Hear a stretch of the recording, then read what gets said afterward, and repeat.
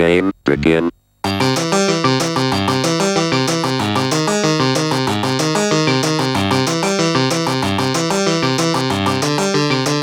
Hello and welcome back to the Spike Calling Podcast.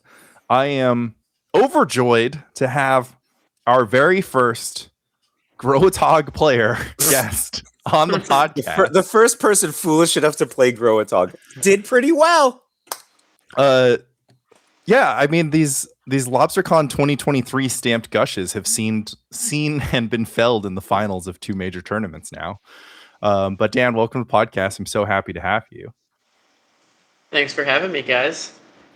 So I there's obviously a lot to discuss here, but I actually just want to start with like one of the most important sort of micro things and starting backwards.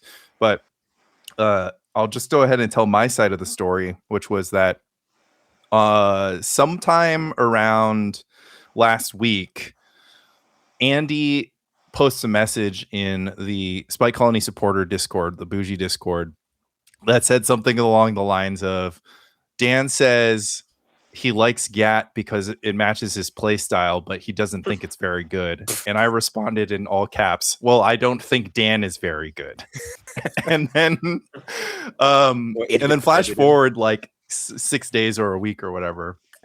And we're hanging out, and we had kind of like, crossed paths in the Andyverse a few times.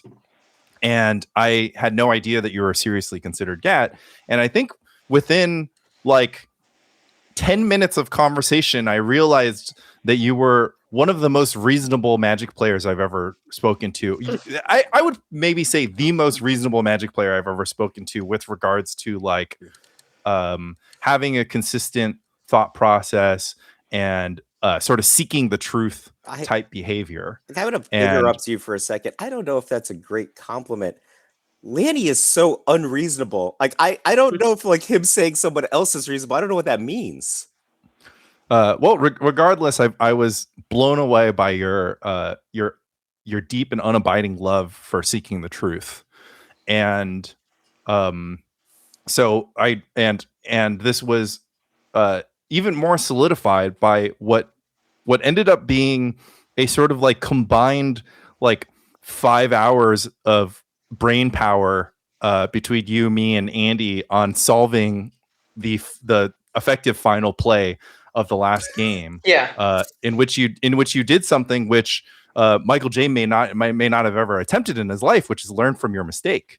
And so I wanted to talk about that specifically because if you've been following this podcast, I have been on a very similar journey where I can't even call what you did a misplay, but where I've made suboptimal or plays or blundered in the past and have sort of really committed myself to trying to create a framework in which I do not make mistakes like that again. And I was sort of fascinated by one, it was a collaborative approach. I really enjoyed solving that puzzle collectively. But two, just kind of wanted to talk about what you learned and how you learned it, and why you are the way that you are.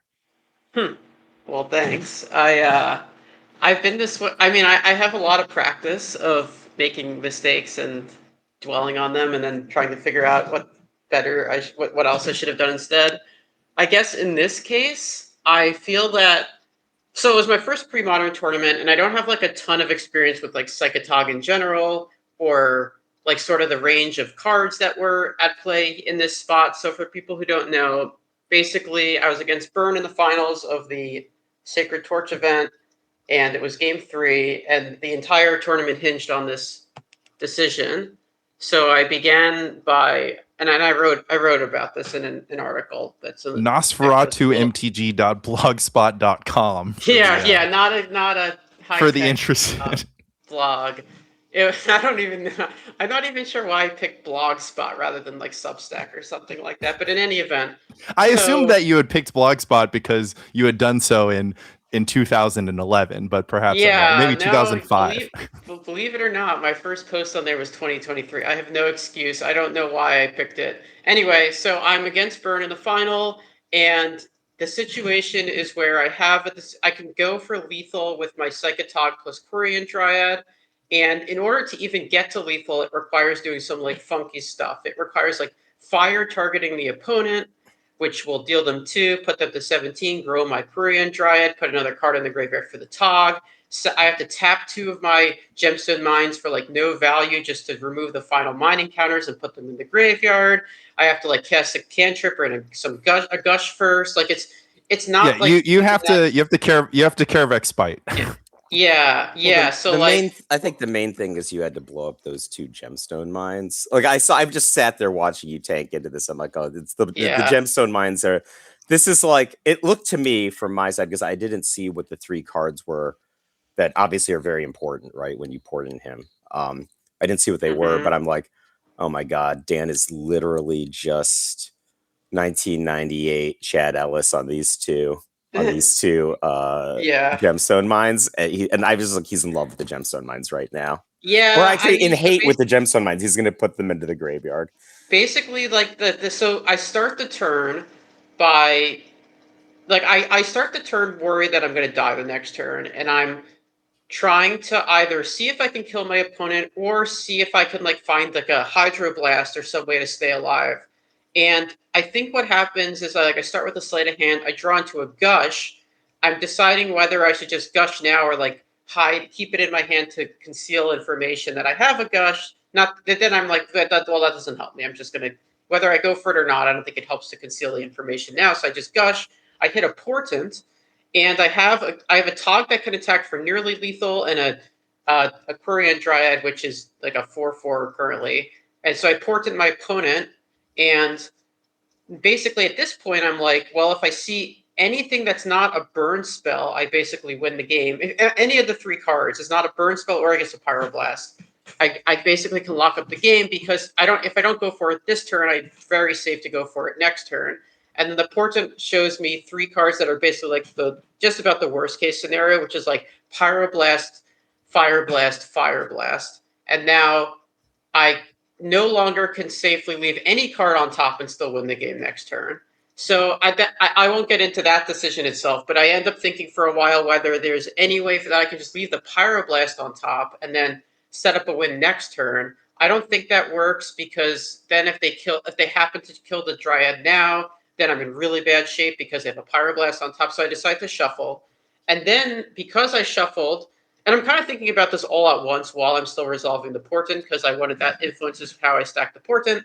Eventually I decide that, like, all right, I'm shuffling my opponent's library. They're going to draw a random card. I think they have a Seal of Fire and a Barbarian Ring in play already. They have 2 cards in hand. I'm at 10 life. So I'm functionally at 6 life just based on the cards I know about. And they likely have at least 1 burn spell in their hand. So I'm probably dead next turn. Dan, do you have any interactive spell other than the Fire Ice at this point? I do not. I have a Seal of Cleansing, which does nothing, which arguably I shouldn't have boarded in. But I was worried about Curse Scroll. And I had... Yep. Not to interrupt you, but yep. Can't you just not try to kill him and then tap his Barbarian Ring on upkeep the next turn, and then he needs to have 2 Fire Blasts in order to win the game? Like, isn't that... well, no, not necessarily, right? Like, there's lots of... So it's just, like, one combination of cards he could easily have is just... Let's say he just has a Lightning Bolt in his hand. Yeah. And draws another Lightning Bolt. Like, why wouldn't that kill me? If you tap the Barbarian Ring? Well, they can respond it doesn't have 10 the Barbarian Ring. He responds by lightning bolting me and then sacrificing the Barbarian Ring. Oh, you're saying, like, he has 6 cards in his graveyard already. He can sacrifice the Barbarian Ring pretty easily. Yeah, but he doesn't have it yet, right? I'm just saying, like, anyway, it doesn't matter. Like, I was just thinking, like, yeah, he has to have, like, it is not certain that he could kill you the next turn, and tapping the Barbarian Ring cuts off a large percentage of the ways he can. Well, the burn player is handcuffed because they are certain that you can kill them on your following turn. So under no circumstance would they let you tap their Barbarian Ring knowing that they would need the damage to kill you. So they would use whatever card in their hand and sacrifice the Barbarian Ring and then hope to draw the burn spell off the top. And the specific spot was they had 3 mountains and a Barbarian Ring in play, and the cards in their hand can only be Bolt, Incinerate, or Fire Blast. Well, one of the cards is Fire Blast. Yeah, I'm saying that if you're taking it from the like, if your suggestion to Dan is to tap the Barbarian Ring, you have to consider what they could possibly have. And so the best case scenario there is that they have Incinerate and they have to like tap all their mana to make this Barbarian Ring happen, which kind of doesn't matter because it would just cut off like it would mean they wouldn't be able to cast a spell off the top anyways. The thing about all this, though, is that like if I'm going to do that, I have to commit to it on my own turn before, and then they can just play the Incinerate at the end of my turn, and now they're not constrained on mana at all, right? I think, yeah. I was under the understanding that Mike wanted to pass the turn. Regardless, I don't want to. But I'm saying that if I pass the turn, then my opponent likely just incinerates me on my end step, and now they're not even constrained on mana on their next turn. Right. We kind of cooked a lot of this already, and they can people can read about it on your blog. The part that I wanted to focus in on was this is like obviously an extremely difficult puzzle to solve. We spent like a tremendous amount of time solving it after the fact. And one of the nuanced things about trying to improve in Magic is putting yourself like it's pretty easy. It would be pretty easy to say like, well, you know, unless I'm in a very similar spot in the future, like how am I actually going to learn from this, right? But I think that you've at least drawn some conclusions of like ways that that can help yourself out of a difficult spot like this in the future. Yeah. Two main takeaways are, so I think the first thing was just like my intuition with the deck wasn't strong enough. Like I spent too much brain power that turn just figuring out the math. I know, Lanny, you said afterwards I should just use a pen and paper, which I obviously had access to. So maybe that would have made things easier. But I spent like, it was untimed. Like nobody was really putting pressure on me to like play fast. So like I took my time to think through the math in my head. Again, I didn't want to telegraph completely to my opponent what I had when I was doing that. So like I made it a little tougher on myself by like doing weird things with the cards in my hand. But like, so I spent too much brain power on the portent decision and then on figuring out the talk. So that was one thing. It's like one lesson is like, you want to build up an intuition with your cards, with the cards in your deck, so that these things are very automatic for you, that you're not wasting brain power on decisions that like don't deserve that much brain power, because you should know how to do talk math and stuff like that. This was complicated talk math, but it was definitely doable if I had played the deck a little more. The other thing that I did wrong was, this is the main thing. Well, so two things. One was I also didn't register that he could just kill my Tog on his next upkeep. That was kind of the disaster scenario where I went all with the Tog, but I left my Tog completely with protectionless. I had no cards in my hand. I had one card on my graveyard. So on his upkeep, he was just able to Barbarian Ring the Tog with my portent. Right. I think it's interesting because in order for that to be kind of like a helping hand there, you kind of already needed to be in this line where you super pumped your Tog. And like, so that's that's a blunder after a blunder, right? Or a blunder after a misplay. And then I'm getting to like the big blunder, like the big takeaway, which is I think as go ahead, man. You still need Neil to, I'm going to put this in air quotes, to play right. So one of the things is, Dan has a portent trigger on Neil's upkeep, right? And it is very easy for somebody to mentally slip there, right? So he's like, in both ways, right? Dan's like, I'm just going to draw, next turn, so I'm going to have fuel to keep my Tog alive. And it's very easy for, you know, I did it in the tournament where you just kind of say yes, where like, I didn't mean yes exactly right this second. I commend Neil for finding the line. I will add that he had a tremendous amount of time to think about one legal thing that he could do. I think Dan spent a lot of time. He's like sitting there. Dan is just like head in hands, like doing the same math over and over again. And Neil's probably sitting there. It's like, well, I think if he tries to kill me, I have to kill the Dryad. And then afterwards, I have the Seal of Fire conveniently hanging out here. But yeah, no, he did have to find that. But I think it's better to get to. I think it's better to get to less to think about things that happen after sort of the crucial point, because so the blunder the big sort of general blunder that I think you can take away from this situation was that I didn't really do a good job even putting in any effort to understand like my opponent's range here. Like obviously I knew I knew intuitively they had instance and burn spell, instance and lands. The instance were burn spells, and then lands, which probably do nothing. I guess it could be a Barbarian Ring, though probably would have played that on his last turn. So Right. for the most part, Barbarian Ring would actually be lethal. Would be if it it would had be the Fire lethal Blast, if it was Fire Blast. Yeah.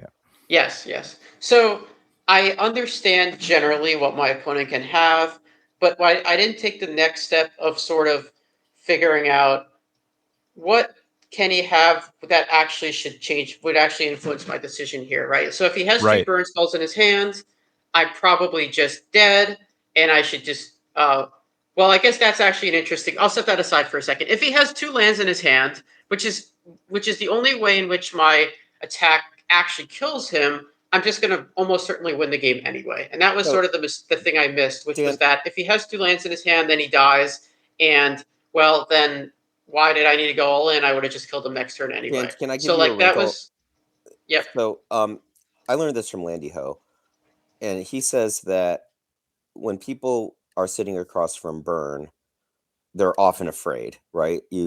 Because Burn has kind of the unique ability to kill you out of nowhere, right? Like no other deck can really quote unquote kill you out of nowhere in the way that Burn can. But he pointed this thing out to me, which is actually incredibly telling, and I think make everybody better at playing against Burn. So Burn is actually the least scary deck. Although it can kill you out of nowhere, you can calculate the exact thing that it can do at all times. So just I'll give you an easy example. Your worst case scenario, or rather the scenario you have to play around, is that Neil has a Fire Blast, right? Like that's actually the thing that should be bounding one end of your possible assessment for the turn you're playing now. If you put a Fire Blast on top of his library, he no longer has, it's actually giving him a mulligan because he can't cast two Fire Blasts. He does not have the resources to cast. He actually had another land in his hand too, so he could have cast two Fire Blasts. He had 3 mountains, and he had a Wooded Foothills in his hand. So the second Fire Blast was still live. The third Fire Blast, which I also saw at the portrait, would not have been live, but the second Fire Blast would have been. I guess he disguised that he had a land. He didn't play a land on his last turn. So, did you confirm that with the tape? No. Did you think he played a land on his last turn? I thought he didn't play a land. I don't recall that having happened, but you're probably right. We may have. So my current guess, and I can also just look it up right now, is that he played Mountain instead of what I heard was that he played Mountain instead of Foothills, and the reason he played Mountain instead of Foothills is to make you unsure. If he had, because if he played Foothills, he had 5 cards in graveyard with the Seal of Fire. He had the automatic Barbarian Ring, and so he played Mountain instead of Foothills to conceal whether or not he could activate Barbarian Ring. Makes sense. So he had been holding lands like the turn prior. Also, it sounds like that. That makes sense. We can check the details. I wanted to zoom out because the thing that you said, which is I think absolutely, and basically what Mike is saying, which is that the mistake that you did was that it's not that you didn't put your opponent on a range. It's just that you didn't have a concrete, like consistent range for your opponent. Because when we discussed afterwards, one of the things was basically that, like, afterwards you're like, oh yeah, obviously I should ignore 2 land scenarios, and obviously I should ignore 2 burn spell scenarios, because in the 2 land scenario, if my opponent has 2 cards in hand, they're both lands, I win. And if my opponent has 2 cards in hand, they're both burn spells that they can cast, then I lose, and I don't even know what I'm still doing here. They should have just killed me in their main phase. And then there was the third weird scenario, which is, what if my home opponent is playing Red Blast, which I suggested the only reason they wouldn't cast the Red Blast on their turn is hoping that they're going to somehow lead you to do exactly this, which is extremely, extremely loose, because you could just top deck a Blue Blast and they would die. So after considering all that, it meant that the only range that you needed to be concerned with was your opponent having land plus Bolt, Incinerate, or Fire Blast, which in this case were all equivalent spells, both with regards to your life total for this turn and with regards to how much toughness that you could get your Quirion Dryad to, which started the turn as a 3/3 but would grow up to a 5/5, which all Bolts, Incinerates, and Fire Blasts cover in conjunction with the Seal of Fire. So that was all super interesting. And I think that's like a great lesson, both against Burn and against opponents. Is like, if you're sitting there and you're on a very, very difficult turn, like, one thing that you need to do is achieve the maximum amount of clarity about what your opponent has in their hand, because if you start solving lines and you materialize random stuff into your opponent's hand in and out. You're like, oh, but this line doesn't work if they have the blast. You have to be like, no, I already said they don't have blast, they don't have 2 mountains, and they don't have 2 burn spells. So the only thing that I need to solve right now is what happens if they just have burn spells plus land. And then that kind of goes into saving your brain power for what was plausibly the actual right solution. And then obviously you need to concern yourself with the third possible thing, which is just that if they have burn spell and land, what can they draw? Right. And I think if I had taken the step that they had a burn spell plus a land in the relevant scenarios I need to care about, then I could have figured out what to do. But I actually never really got that far to determine that was their relevant range. And so, and yeah, I mean, I'd say it was like a confluence of factors that led me to not figure that out. It was like spending so much time on like other things that turn. But yeah, so I think that to have a consistent framework of like what cards are in their hand would have been exactly Dan, all I really needed to do there. You characterized yourself as having punted the finals. Did you have a deterministic line that you definitely would have won? I think after the fact, I figured. So this is why it's tough to say. I said that kind of jokingly to say that I punted the finals. Like I did it. Yes, I think it was pretty deterministic. Well, I should say it was deterministic based on what I know my opponent drew the following turn, which was a Jackal Pup. There were lines I could have. I think the best line I could have taken would have still left me dead to like a lightning bolt on top or an incinerate. He only draws a Jackal Pup because of the choice you made on the portent, right? Like the choice. That's a locked. That's like a locked tree because the portent shuffle upon review, the portent shuffle is forced. There's no way to stack the opponent's deck that ends well for you in the burn spell plus land world in their hand, because they will always kill the they'll always kill the Dryad. So there is, okay, I take that back. There is one, and Dan could not have possibly seen this, but the one world in which it's correct is if you give your opponent Fire Blast plus Seal of Fire is your Aquarian Dryad, which is at this point a 5/5 to relieve the pressure of lethal. Dan lets them take the Fire Blast or maybe the second Fire Blast. Like Dan can sack 2 Fire Blasts, but it just so happens that opponent also has Wooded Foothills and then can cast the Wooded Foothills and shuffle away the Red Blast before it matters. Like that's like sort of the sum total of the thing. But the thing is, the reason why that line is so shaky is Dan has no deterministic information that obviously. So I had nothing truly deterministic, but in retrospect, I think the best play was, and I wrote this, was to just basically go not all the way in with my Tog, but go enough all in that my opponent's dead next turn, even through a blocker, which puts them in a spot where they either have to kill the Korean Dryad now, but they don't have enough burn to like kill my Tog because I still have cards in my hand. And then I just kill them in like a couple turns. I think maybe even next turn is the whole point behind this line. Yeah.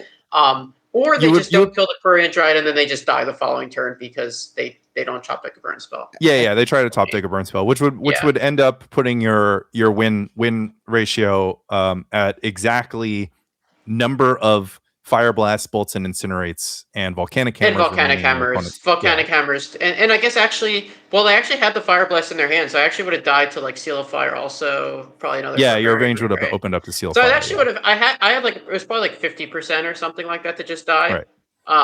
So I don't which was better than the like 5% you put yourself on. Yes, exactly. And so like I didn't have a deterministic line, but given I knew that I was shuffling my opponent's deck with Portent, and I know that they did end up drawing the Jackal Pup, had I made the best play possible, I think I would have won the game. But it wasn't deterministic. If we take a step back, I think there's probably a lot of assumptions in the discussion that's been had so far, including Laney's like, well, you can look it up on Dan's blog post. But it seems to me you started with a portent on Neil to see if he had garbage on top, because if he has garbage on top, there you don't necessarily, it's an automatic win. Yeah, you don't necessarily feel the pressure to try to kill him, right? The problem arises in that he had 3 powerful cards on top, right? That were difficult to impossible for you to stack correctly. So a different thing that as I was talking about this play with Dave Kaplan last night, actually, and he said, well, what if Dan doesn't do that? What if Dan just portents himself, sees if there's an interactive spell that he can have on top of his deck, and then possibly you draw it with the portent next turn because you don't go for it. Possibly you can leverage the Fire Ice to get it if possible. In which case, like, we don't know what your top 3 cards are, right? Yeah. Well, but if there's a counter spell on top, I want to stop you there because that's just a numbers game, right? You're counting the number of mountains and jackal pups and maybe like you're counting the number of like mountains and jackal pups in your opponent's deck versus the amount of hydroblast and counter spells in your own deck. And your opponent has way more mountains. Yeah. So it's just like you just port in your opponent 100% of the time here. It's interesting to consider portenting yourself, but you would need to like a very specific theory about exactly the card that you could ice yourself into that would win the game. And there's effectively just plowshares and for the reason of plowing your own dryad to survive. Right. But it's like, I don't want to get too much further in the weeds on this play. I think it is all contained within the blog post. You are right that maybe Dan doesn't go through every single possible tree in the blog post, but I will stress that we talked about this over the course of 24 hours following the thing. The 20 people or whoever listened to this podcast were not privy to the conversation you had for 5. Right. I just want to say in response to what Mike was saying before about this being a punt. There are punts and then there are punts, right? It wasn't the right play, but I'm not like going to be super hard on myself about it. I mean, I was sort of hard on myself because it's fun to like dissect what I should have done, but I wasn't I wasn't losing sleep over the play. I think there was a better play, but the question is like how easy was it actually to figure out in real time? I think it was doable. I think like the best pre-modern player in the world would probably have figured it out, but it wasn't like so obvious. Oh, thank you. I think I would have. The best pre-modern player in the world would not have had Gat in front of him in this situation. So well, there you go. So the best Gat player in the world. Oh, thank you. Yeah, again, thank you. So the best Gat player in the world would also not have been sitting in a chair. So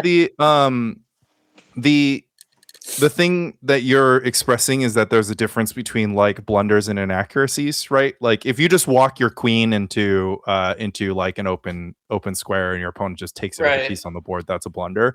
But if you just I'd say I kind of did that with the portent trigger them killing my Toggen response. You could argue that was just a pure blunder, but yes, I get what you're saying. Go on. That's a timing shortcut that I think it's wrong, but I think that it's super understandable. And it's also, that's one of those things where somebody can get it wrong. The other player can hand it back immediately and nobody even notices 90% of the time. Upon reviewing the tape, it is indeed mountain over foothills that turn. And I think that there was no turn where Neil intentionally misses a land drop, either holding back for Armageddon reasons. And okay, gotcha. So, Lanny, what you're saying is, This is Chad Ellis 1998 on both sides of the table. I don't understand the reference. Yeah, I don't know this reference. Chad Ellis wrote The Danger of Cool Things. Oh, okay, doing something cool. You do something cool and you end up losing because the cool you can hear all about it on Ancestral Recall podcast. Actually, I'm not trying. Anyways, anybody can go back to the tape. Anybody can relitigate this play all they want. They can use Dan. They can also message myself for Dan. We've talked through a lot of the lines. The reason I brought it up was not to talk about the lines. The reason I brought it up was one thing that I think all grow players should have is a growth mindset. And I think that you clearly showed that there. And I also wanted to zoom out a little further because quite specifically, we had two different scenarios, which was one, you and I were kind of talking about the growth situation. And I'm kind of a firm believer that if you don't solve problems with sideboard cards, you solve problems by choosing a deck that matches your thesis for the tournament, right? Your expectation of the market, the metagame, whatever you want to call it. And so like my thesis for the tournament was basically like there is enough red and Grotog's weakness to red is large enough or specifically Cheese Grow's weakness to red is large enough that I simply don't want to play Grow. And you were basically like, well, I have to play Grow because I don't know how to play any other deck. So like I'm just gonna play 5 blasts or 6 blasts or whatever. Dan, and can you explain to me what you didn't like about Dreadnought? I never actually gleaned that from our group conversation. Yeah, It's like, you just kept coming back to Grow, and none of the reasons that you came back to ever made sense to me. It wasn't rational. It wasn't rational at all. Basically, this is my first pre-modern tournament for the listeners who are didn't realize this. So like I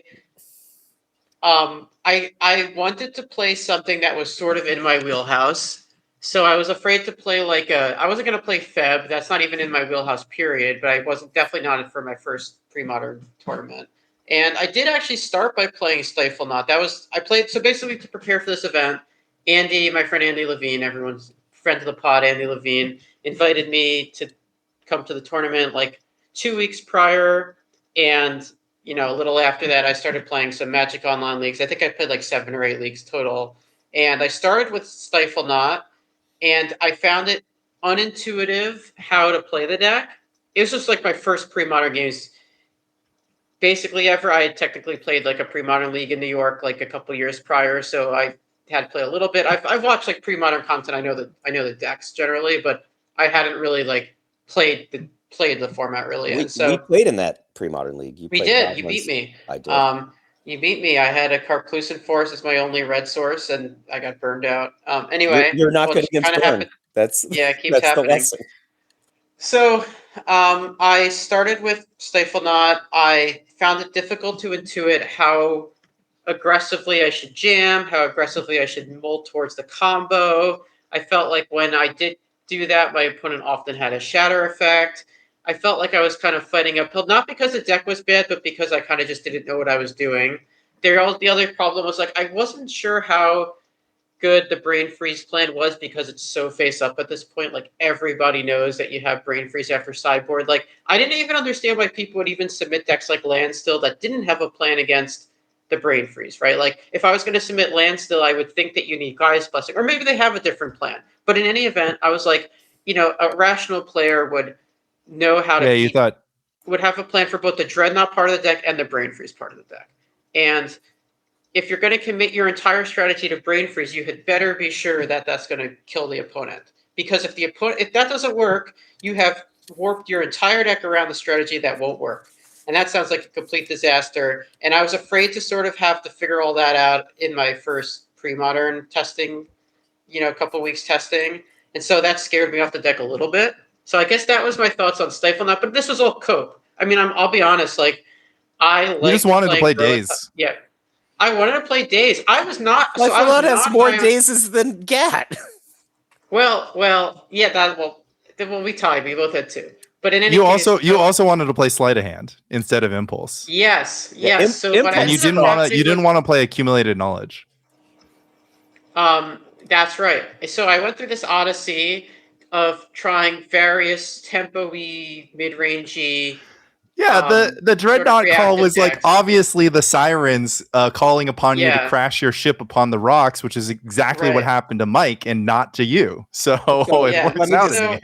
Okay, lady, I mean, if you want to say like a punt, there's a punt. Like I think that the thing that I'm bristling against, like in my life, and like how much I play Magic or whatever, is like there are things that you can control, and then there are things you can't control, and there are like magnitudes of mistakes, which is like what Dan talked about. I lost twice in the tournament. I lost once to Neil. I don't think I could have controlled that. Yes, those were the rocks. No, I mean the 12 sideboard cards were the rocks that your boat crashed upon you, and the not dazing your own vision charm was the unforced error. Was the full. But the thing about not dazing my own vision charm unforced error, like, and this is for storm count. Mike blundered. But the thing that I came to realize, I'm just like, because it's like a pithy tweet that I say, like, I brain farted for 3/10 of a second, which cost me the match, which is true. But I thought about it a lot. I'm like, I could have played better the other 40 minutes of the match. I should have won that. Like, he had no mathematical way to win the match. I think he cast 5 spells the entire match, and I lost 0-2. Right? Like, that's pretty bad. You know, yeah. Well, Mike, in the interest of our growth mindset, which Yep. you know the grow players are very familiar and you might be unfamiliar with, what would you change about this next time? Because if I'm being honest, audience of this podcast have heard about a lot of mistakes that you've been making in pivotal points in major tournaments the last few times, and are wondering when it's going to end. Well, Lanny, I don't know. Like, just in my own defense, in the last 2 huge tournaments I played in Pauper Genesis and this one, I had a sum total of 5 game losses in 15 rounds. So in the interest of in the interest of a growth mindset, maybe it's important not to point out to the places where you've succeeded in which you don't need any self-reflection and feedback, but you should focus on the places where you failed, in which case self-reflection and feedback might be good. The thing that bothers me about this in particular is I had just hand sized my dreadnoughts at LobsterCon against Replenish over and over again, and in this tournament I kept main phasing Vision Charms, and in order to not discard, because I just wasn't drawing a lot of counter spells. I didn't want to give away how bad my hand was. But if I just did nothing, I easily would have won. He cast basically no spells in either game, and I got just very jumpy. So I think, like, you know, in retrospect, I think I was probably a little tilted from losing to Neil, and I just made like 1,000 small bad decisions that compounded. I think it's one of those things where, like, if I had to play against the same common Replenish decks 100 times in a row, I might win 100 times, but it doesn't matter because it's not in the Sacred Torch, right? Like, I already lost the tournament. I mean, what you're pointing out is that you made a mistake in your mental game, which I think I would probably add that you might be like better when you're playing loose rather than when you are in any emotional state other than fed and content. No, I was thinking about this, and I'm like, because I sort of like assess like what I'm good at and not good at, like, as a Magic player. And I think, like, I'm really good when my strategy is working. And I think I get like increasingly not good when my opponent is just doing nothing. And so, like, in a lot of spots, in this tournament, even, like, I played against a deck that was like nothing but boomerangs, and I beat him 2-0. And that's like an impossible deck for Dreadnought to beat conventionally. But I'm like, okay, I understand the range of my opponent's actions. He keeps taking actions. I can gain small advantages over and over again, and then I get him, right? But in, like, where I was just not drawing the cards I wanted, I was just getting jumpy. I'm like, the other thing I'd say is I have a mantra, which is all war is deception, which I wrote about many years ago. And I think that I'm way too deep in all war is deception. I care way too much about concealing information. And that's, like, I think probably the biggest fault in my game. This is something that I wanted to point out immediately, which was that Dan pointed out 2 things that he did during his match against Burn. The first was that he said that he had thought so long about a counterspell, he was annoyed that at that point, it would made it obvious that he has exactly counterspell in his hand, so he might as well cast it because the Burn player is just going to play around counterspell for the rest of the match. And then 2, he was saying he didn't want to go too deep into his Psychotog math because he didn't want to give on the amount of Psychotog math that he was doing. And both those cases, the opponent knows exactly what's going on regardless of your actions. So I would encourage basically giving your opponent enough credit, right? Or just evaluating how important it is to conceal the information that you're concealing. Because I think people end up thinking, it ends up being like free money. It's like, oh, I can just hold a land in my hand, right? Because if I draw a spell, I can play the land, and I'm always like keeping them guessing. But so there's not a lot of attention paid to like what you lose when you actually do that. Yeah, there's always a question of like what your opponent can actually gain from that information. I thought in the counter in the latter play with the Togmat, there was nothing he could gain. That was silly to conceal anything. The first play with the counter spell, I thought he could actually conceivably just like pretty effectively play around it, particularly so it could because I was so mana constrained. I won't get into this other play, but there was a play in game 1 of the finals where but that was more of a judgment call, less than a clear mistake, but that did revolve partially around not wanting to telegraph what was in my hand, which I then used as a tiebreaker among other 7 other factors that I was considering. But I think that the that effective point. I think that your logic to arrive at like this is a tiebreaker moment for me is like fair, because you've essentially said that this is like 50-50, and I do also agree that the play puts you in extremely, like, again, you should read Dan's blog post. You're in a really unique spot with this incinerate on the stack, but I would essentially reduce any edge gained by masking the presence of counterspell in your hand, or fair enough. to zero, just because the burn player is incentivized to play around counterspell in every important moment of the game, except for when they have no other choice, right? Like they and this comes from experience too. I have never seen a burn player do something bad into 2 open mana unless it like is their last chance. Yeah, sounds like that's a good argument to cast a counterspell then. But I mean, Neil's in the pivotal turn in game 3. I think like Neil is basically in the situation where Dan kills him or he's not, and if Dan tries to kill him, Neil's only thought process is how do I keep from getting killed, right? And so there's a third thing, which is that sometimes your actions force your opponent to play perfectly anyways, right? Like there's no way to influence your opponent's behavior if you put them on only one. That was what happened in that spot. Yeah. You think I play better if I'm playing loose? That's what you said. I don't know what that means. I mean, like I played. Well, you said you lost a match because you were tilted, right? So yeah. Well, I mean, like loose and like relax. You always play loose, right? But I meant like relax of like unpressured mind.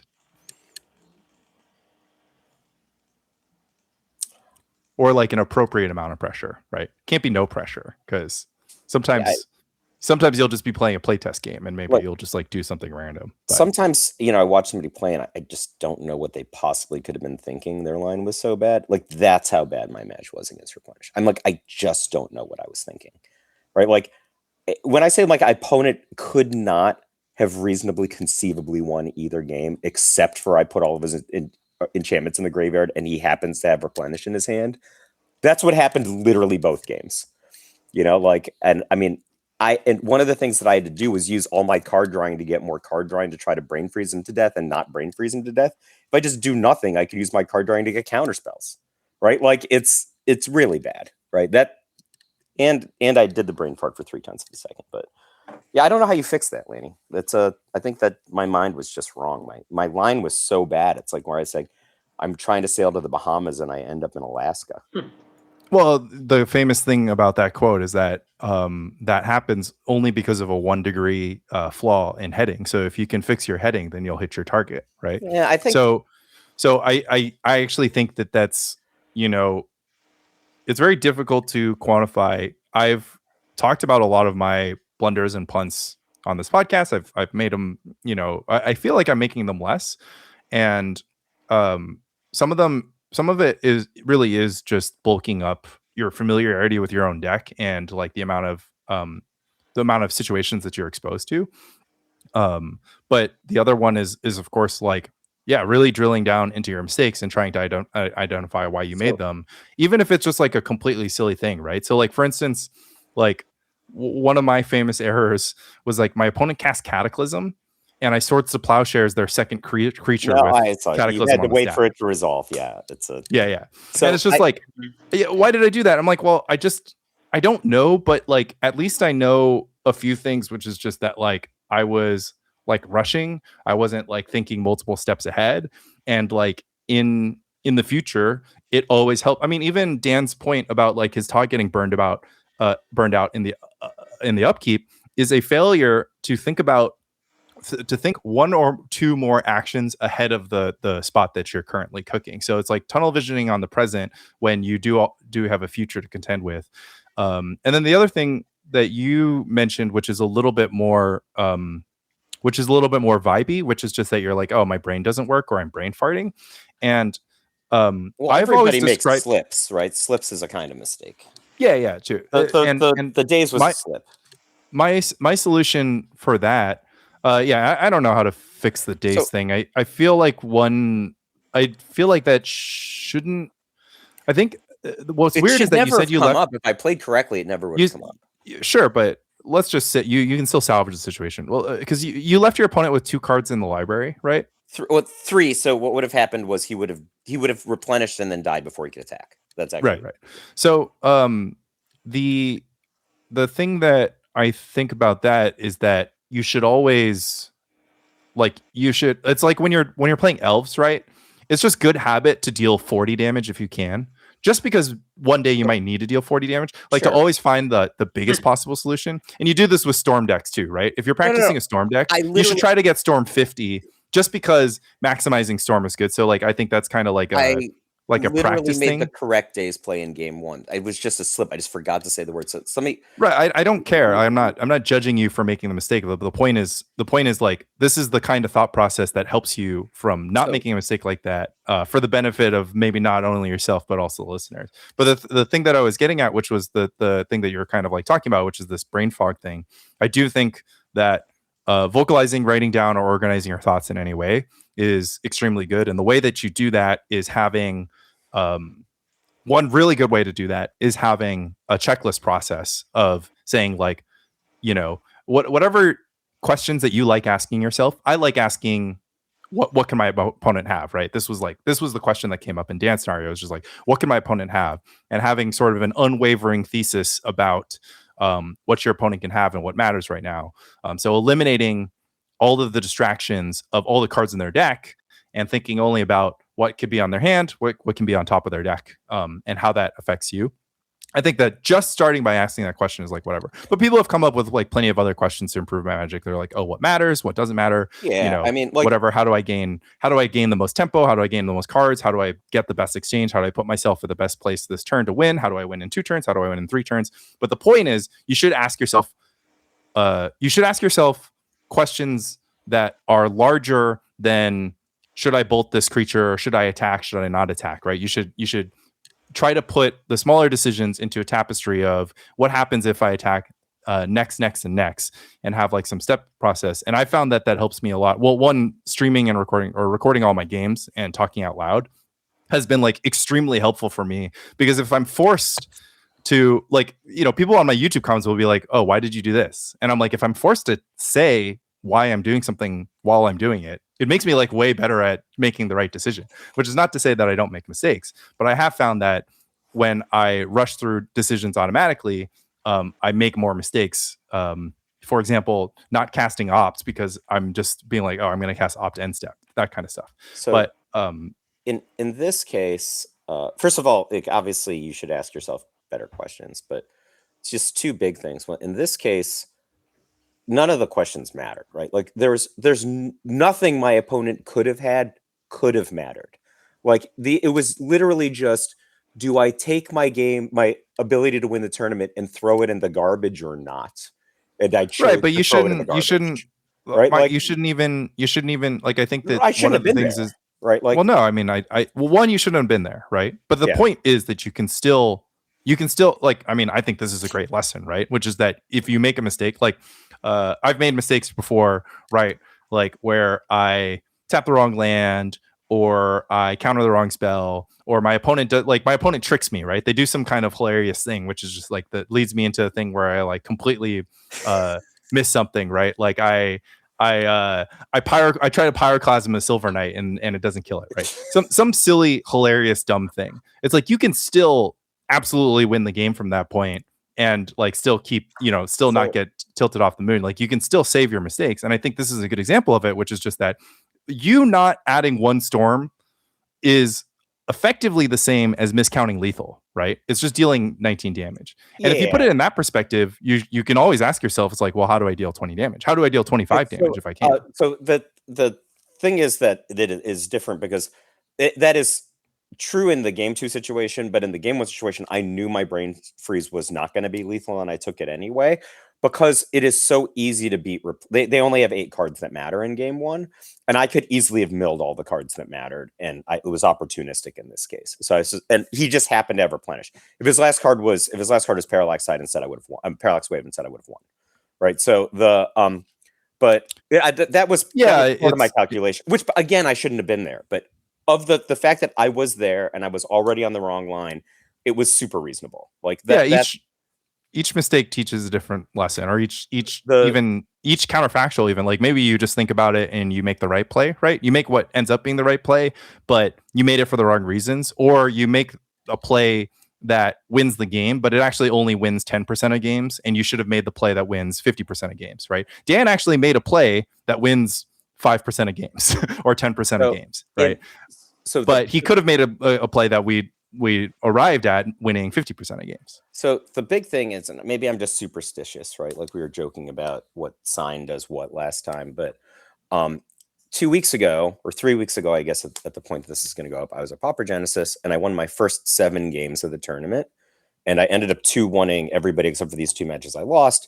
I won the first game in my round 4 or whatever, ended up losing the next 2. And then I lost the next round entirely due to bad luck. Like there's just no, like the best player on earth in the same situation would have made all the same decisions I made and lost the same way. Right. So going into Sacred Torch, I won my first 7. Well, I won my first 6 games, right? And including 2 desperately difficult matchups. And I got them 2-0. And Neil really wanted a feature match. So do you remember I came up to the feature match area and we were at table 1 and you're like, you're not the feature match. Neil really wants a feature match. So I assume he knows I'm on Dreadnought. So at this point, I already know something's up. Like, why would he want a feature match against me? Right. So I win game 1 really fast. And I don't make this comment, but I'm thinking, I'm like, aren't you glad you can get the feature match? Right. But I know that something's up. And I'm just like thinking back to the tournament I had played in 2 weeks earlier. I'm like, I won my first 7 games there.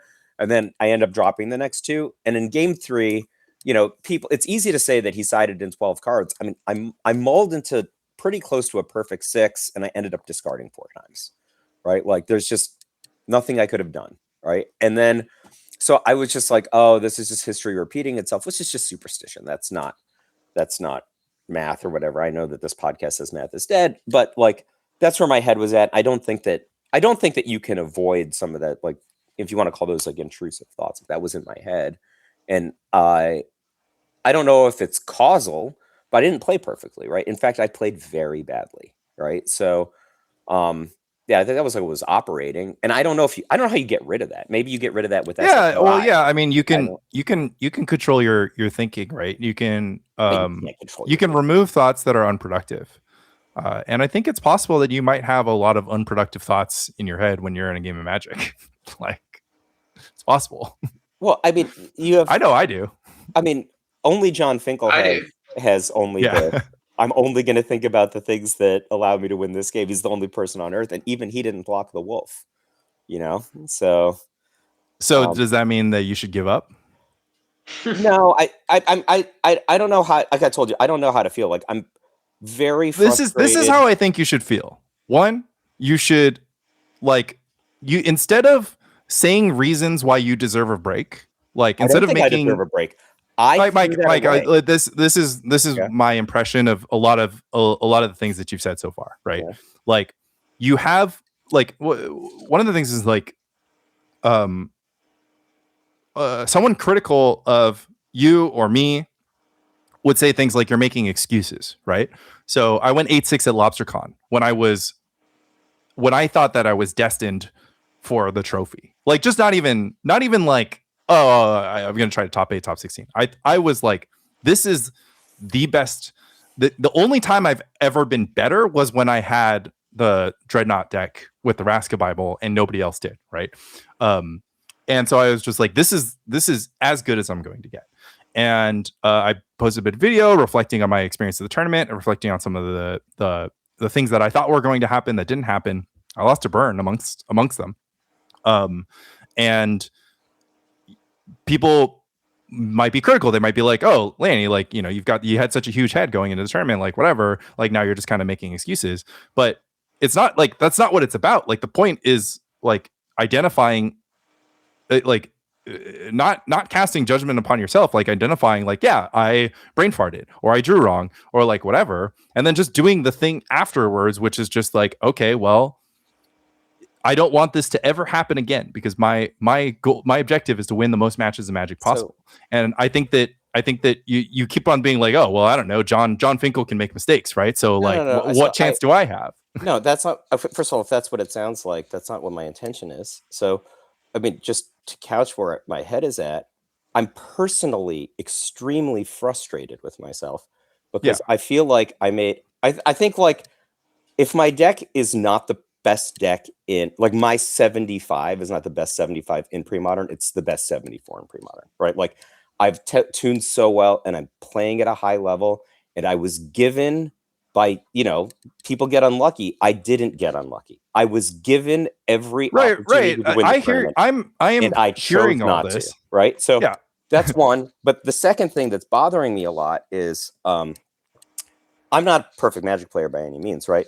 But I'm playing the best I've ever played. I've won 3 significant tournaments in the last 12 months. One of which was with Dan 2 months ago, right?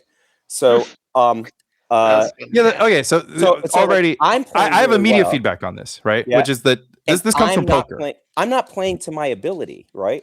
And I'm putting an enormous amount of pressure on myself. Like, I care a lot, and like, it's so frustrating to me because, like, I'm winning at a super high rate in a lot of you're saying the same. You're saying the same thing over and over again at this point. My piece of feedback to that is actually something that Neil or the Squee podcast happened to the Fact or Fiction podcast. Go check it out on Apple Podcasts or whatever, wherever, YouTube, etc. And he pointed out, and I actually thought it was it might have him or Sam, one of the guests, and I've talked about it on this podcast before, which is poker players have this sort of this concept, which is just that your entire life is one continuous cash game, right? Each cash game that you play, it's a session, right? So it has a beginning and an end, but your profit for the session is not the thing that you're chasing, right? You're not trying to profit a session. You're trying to profit over a lifetime. How do you profit over a lifetime? If you're a gambler, if you're an investor, how do you profit over a lifetime? You just make the right decision as often as humanly possible. So it just doesn't matter if you lost this tournament, if you blundered in this spot, if you like whatever, because whether or not you win a tournament is just literally decided by like where the peaks and valleys of your decision making overlaid with your environment happens to peak, right? So in Dan's case, and I'm sure Dan will say this himself, like he found he just happened to find one of these peaks where where his leaks were not so large that they lost him the tournament, and his advantages as a player, were large enough that they could bring him to the finals of this tournament, and his opponents, at times, maybe made errors that helped him along the way. But whether or not this happens next time or the next time after that just doesn't matter. All that matters to Dan after this is the next time that he's in a spot, and it doesn't have to be exactly like the Gush Portland spot, but the next time he's a spot that even resembles this, that he makes the next decision so that he can continue making correct decisions. And I think that I think that you're very like into narratives, right? You're really into like some of the things that you're saying, which is just like, oh, I'm playing the best Magic I can. It's just like, it just doesn't matter, right? The best, you have to just be playing the best Magic all the time, as is humanly possible for you, and only seek to improve, right? Yeah, you shouldn't take away too much from any one tournament. It's so when poker was win or lose, poker was getting big in the Magic community, it's actually I have a very specific set of thoughts about the thing that you just said. When poker was getting big in the Magic communities around 2000, call it 2004, and that was when my first kid was born, right? So a lot of the things that, I don't know if you're catching up on this now, or this is a thing that you had heard like a long time ago, but those things have been circulating in certain parts of the competitive Magic community for more than 20 years. I was always very resistant to them. And in part, I was resistant to them because when it first started entering the Magic narrative was when my first child was coming. And I felt like I was on a clock. And I'm like, if I want to play tournament Magic at a certain level, I need to play it quickly because it's going to be taken away from me. And it was true. It was taken away from me at one point, right? But the major thing that I'm resistant about, which of course I agree with you, you should make all the best decisions you can in all aspects of your life, not just whatever the next blind is or whatever the next deck decision is, right? You should strive to do that. But poker is literally played for money. That's the thing that Texas Dolly will tell you. Says it doesn't matter if you win the pot. It doesn't matter if you win a tournament. Poker's played for money. Nobody plays poker for fun, right? So poker is played for money, but Magic is played for glory, right? My ability to obtain glory in the way that I care about is severely impacted by what's happening to me right now, or what I'm choosing to have happen. And you're right. I'm super into stories. I'm also among the premier storytellers of Magic the Gathering. That's consistent with my identity. What would you like me to do? Be a robot? No, that's exactly my point. I would like you to engage with the idea that the currency of these stories, right? You can tell a good story when you're not successful, but it's much easier to tell good stories when you are successful. No. It is much better. Who's the Beatdown is about a blunder. It is about an enormous blunder. But setting that aside, I feel like what was it? Rich told you that if you won the tournament with Dreadnought, then your guide content would do tremendously better. I have a simple point, which is this: is like, obviously your glory is going to improve as your win rate improves, and the only productive way to think about your win rate is not in chunks of 5 rounds in double drawing, or 7 rounds, or 1 day, or 1 tournament, or even 1 string of tournaments. Like the only way to fundamentally improve your win rate is to make the best possible decisions. And sure, like, you're talking about these two things happening on separate axes, but you are talking about the storyline and glory axes affecting your decision making, right? You're like, oh, I lost to Neil, then I tilted, then I lost another match because I wasn't in the right mindset. Tilted. Yeah. Right? Which is okay. Well, what's the opposite of that? How about I lost to Neil? It happened. There were some things I could control. There's some things I couldn't control. Why don't we reset and win the rest of the remaining matches? Right? Dude, if you could bottle that, you would be the richest. I think that's very. It's not. I've written. I'm not saying it's easy. I'm saying you should try. Like, believe me, I tried, man. I do believe you, but also I think that some of the fallout is that when you reflect upon these incidents, like, it's not about, like, I mean, you can do whatever you want, right? It's as much your podcast as it is mine, right? But I think it's more productive to think about think about what you can learn from both your losses, and then also learn from your wins, and just think about the future. Like, we can tell the story of the tournament. We can say, Dan just walked in his first pre-modern tournament. He knew blue cards. He added a Mox to the deck. He added a Hydroblast to the sideboard. Thank God, that Mox is great. He just went crazy all day, and it makes for a great story. He had the LobsterCon gushes. He had the LobsterCon duress in the sideboard. Like, there's the story is all there. But I loved having the opportunity to talk to Dan for hours about just the gush play, because I thought that was actually the most interesting thing. And it's not a good story. In fact, it's not good podcast content to just like litigate a play that nobody probably stopped listening in the first 20 minutes of this. Yeah, exactly. But we're all in agreement. No one can even visualize what you were talking. Yeah. Well, maybe we just edit it to the back of to the end of the. No. Oh yeah. We just cut it to the front. I'm like, that's actually too much work for me, and I kind of just count on people to be in it for the long haul. I'm just kidding. No, only the real gustage. But it's the reason I bring it up, because genuinely I think that improving is like, telling great stories is great, but also improving is like the point. Right. So, because we can't just, Mike, I don't know how to say this, man, but if we don't start winning every tournament, then we're going to lose a little bit of steam, right? Lose a little bit of credibility. I don't think that's true. So I came to the conclusion 20 years ago that my individual tournament performance was irrelevant, and it didn't stop me from being an important Magic writer. Right. Well, one thing that's interesting is nobody knows how many tournaments you enter, right? They see your name pop up on like a deck list site, or like you write a tournament report when you get first. They don't know whether you're entering one tournament. This is what happened with Medvedev burn. We were like, wow, Medvedev is top 8 at 3 challenges. He's like, yeah, he's played in 20. You sweet summer child. I have 2 podcasts in the 2 formats that I play. Everyone knows how many tournaments I enter. Okay, fair enough. But like the thing I was coming to is, it doesn't matter how I do. If my strategies are right, if the things that I say are compelling, then hopefully that those things are helpful to people. Or and help them to play better or whatever.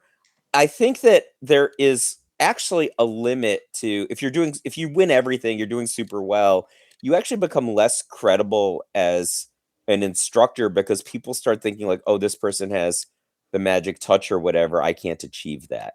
That's how people are with me in Grow Talk. They're just like, oh, well, I never play this deck as well as Lanny, and I'm just like, that might be true, but like at Burn, but you should try, because trying is good.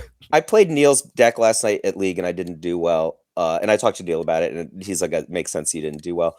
But like when I was just taking test draws, I was reminded of why Burn is my favorite deck. I felt one with it, just like taking test draws. And Lanny's talked about this, when he broke down my play, was teaching Rebel, like how I was like, it was probably Modern Burn at the time. And I can't even explain it. I'm like, the best thing I can say is like, I'm one with the deck. I know what the next right play is. And in two different situations where it seems exactly the same, I will make two opposite plays. And someone will ask me why I made which one. And I'm like, but I was right both times. And I can't explain to you why that is. Yeah, right? It takes tremendous empathy to help somebody who is not in the same place as you or in the same place as a place that you were, right? Because it requires you having extra perspective. I thought it was like really interesting talking to Dan about the Grow deck because there's some things that just came to him like exceedingly naturally. And then there's other things that I just like, I wasn't sure. I mean, actually, I do feel like almost everything that I said came exceedingly because I would just like say something that was a little nuanced and complex and you would be like, got it. But regardless, if I do like make a Grow guide or whatever, or try to help people play their Grow deck, like I think I would be a good one-on-one coach, and I think I would be a bad guide writer because we've talked about this in the past, which is just that there's some guides that take you from 80% to 100%, right? The Raska Bible, when it was delivered to me, was delivered with like an understanding that I sort of had a foundational knowledge of what I was doing with the Dreadnought deck, and then it was just like all of these things that hinged upon that, because a lot of the things were like, oh, you shouldn't make these decisions that are automatic.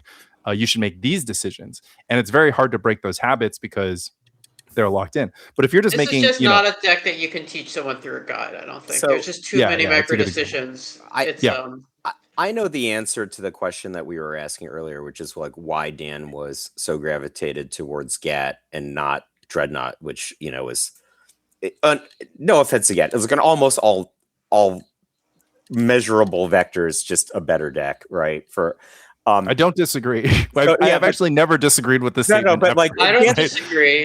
But when Mike is done, I'll tell my thoughts on GAT. So I'm in this 3-person group chat with Dan and Andy like for 2 weeks before he ever talks to you, and he just keeps posting screenshots of these GAT decks, and I'm like, I'm just like, why don't you just play Burn, Dan? Because like every single time Dan comes back from League, he's like, Burn seems great. Burn seems great. Here's another deck with 4 City of Brass I could play. So but I know the answer, and having played 2 team events with Dan loves having a creature in play and casting Brainstorm. Like that's his thing that he wants to do, and GAT is the closest deck to having a creature in play and casting Brainstorm. I would say that's right. I'd say that I'm best at probably my best skill in Magic is like well, it's funny because I kind of screwed this up in the pivotal play of the finals, but I'm pretty good at understanding like my role and like how aggressive I need to be and like how much risk I can afford to take in like a given spot. And like, so the farther I get, so like there are extremes of the spectrum, right? Like Burn plays one way, Feb plays one way.